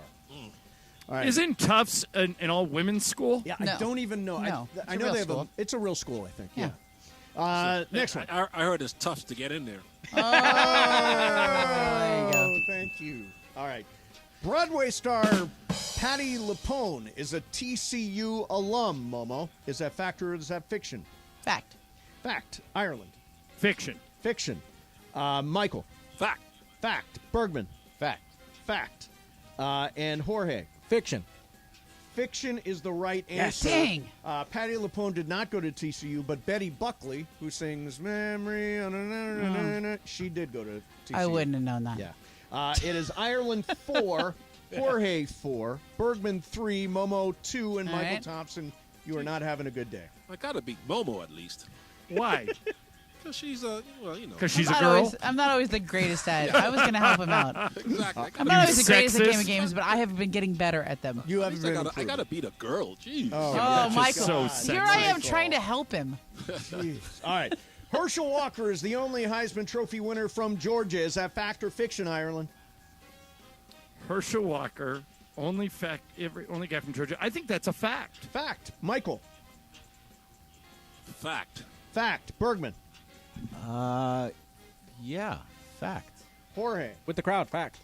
And Momo. I believe it is also a fact because Matthew Stafford did not win. You guys are all wrong because some guy named Frank Sinkwich won it. What? In the 50s. Frank. We got franked. Wow. Sinkwich. All right. Everybody wrong there. All right. There are 15 types of horned frogs in the state of Texas. Is that fact or is that fiction, Michael Thompson? Fact. Fact. Bergman. Fact. Fact. Jorge. Fiction. Fiction. Momo. Fiction. Fiction. And Ireland. Fact. It is a fact. 15 different types of horned frogs. Ireland. Dang. Momo. You can seal it with this one, Ireland. You have to go first. How many are left? Okay. This is it. Kirby Smart's career record at Georgia is 80-15. Is that fact or is that fiction, Ireland? Fiction. Fiction. Michael. Fiction. Fiction. Bergman. I have to go fact. Fact. Jorge. No, this one. Fact. Fact. Momo. I will say fiction. The correct answer is fact. Did you actually know it? Swag. Momo swag. You're just like an actor. So did anybody catch me there? Yeah, well, we have three-way tie. Bergman and Jorge each have 5. That brings us to a tiebreaker. Okay. In 2011, the most attended college football season. Okay. More fans than any time went to college football games. What was the total attendance of fans at college football games in 2011? Ireland, you go first. Okay, so these are like every stadium in the country total. Correct. And every game. In every game. All right. I'm going to say 22 million. 22 million. Bergman. 22,000,001. 2201. Jorge. 21 million. 21 million. Jorge, it was right there for you. I know. Correct answer is 50.89 million fans. So Ireland, you just missed because Bergman went for one more, and he is the winner. Bergman. I'm going to remember that and hold it against you for the rest of the month. Why? This is what everybody does. Always. No, it isn't. Yes. No, it isn't. You just cheated your way to a win, and I'm going to do it to you any chance I get. How did I cheat my way to win? This is what you do. I love it. It's the Price is Right, Ireland. So competitive. It's unbelievable. No, I will do that to Greg anytime I get the chance now, no matter what. That's the right move. You should have to guess a real number, not like something. What, that's a fake number? I didn't realize that 22,000,001 is a real number. I didn't make up the number. I'm going to come down on the side of that's a smart play. You won the game. Right. It was either 1 or 22,000,001. Yeah, Jorge had a stupid guess because his was either one more than Bergman or one. One less. He just went 1 million less. So Bergman gets the win. Hey guys, how is it in Denver? It's pouring here. We got pouring rain in LA right now. And supposedly when we get in tonight, we're supposed to land between 1 and 4 a.m. It is supposed to be a hail and lightning storm at LAX. Did you tell them what time we got in on Sunday morning? Oh, listen to this, you guys. So we get ready to leave Sacramento after the game the other night. Big win. Everybody's in a great mood. It's like, what, Michael, midnight? Yeah. And they say to us, okay, 40-mile-an-hour winds. Oh. We're going to get in the air right. It's going to be bumpy, but we're going to get in the air right now. We'll be in Denver in 2 hours. 15 minutes go by. Yep. Not in the air. Yeah, we're on the tarmac for 3.5 hours. Wow. That's why LeBron's not playing tonight. Then they started unpacking the plane and said, you're going back to Sacramento. And then halfway through that plan, they said, the wind has lessened. We're putting the bags back on the plane. We got to the hotel at 7:30. Damn. 7:30 a.m. Yep. That sucks. That is a rough way to go. Yeah, and so it's not shocking that LeBron's out tonight because nobody got any sleep. We basically all pulled an all-nighter on Friday. Yeah, that's insane. Sucks. Yeah. By the way, if they win tonight, if they somehow figure out a way to win this game without LeBron, AD, Austin Reeves, Lonnie Walker, or Troy Brown, it's the biggest win of the year, right? Better than the Milwaukee win, better than Miami on Wednesday. You know what I say? Line is 13 points. Just cover that spread. Wait, it's up to 13 now? Because last time I looked, it was 10. It's 13 now. Yeah. Wow. Yeah, 13. So not have high expectations. Oh, that is the German tornado is out there right now in a ski cap shooting jumpers. Everybody's prediction for the game tonight. Not this one, but the other one. Give me Georgia 41-31. Ooh, wow. Ramona, what do you think? I think Georgia wins, and it's not even close. Like they cover Jorge, what do you 14 think? points. George, I'm with Momo on this one. I think Georgia wins this. Bergman? I'm taking the upset. Let's go TCU. 40, What's the score? 42-31. Mason? 41-31. I got All right, I'll go 38-21. I'm going TCU 40, Georgia 37. Oh, I hope you're right. That's worth watching. Yeah. All right. Hey, guys, have a great game tonight. We will be listening. Lakers basketball here on 710. National Championship game on our sister station, AM 1110. We're back tomorrow at 1, 710 ESPN.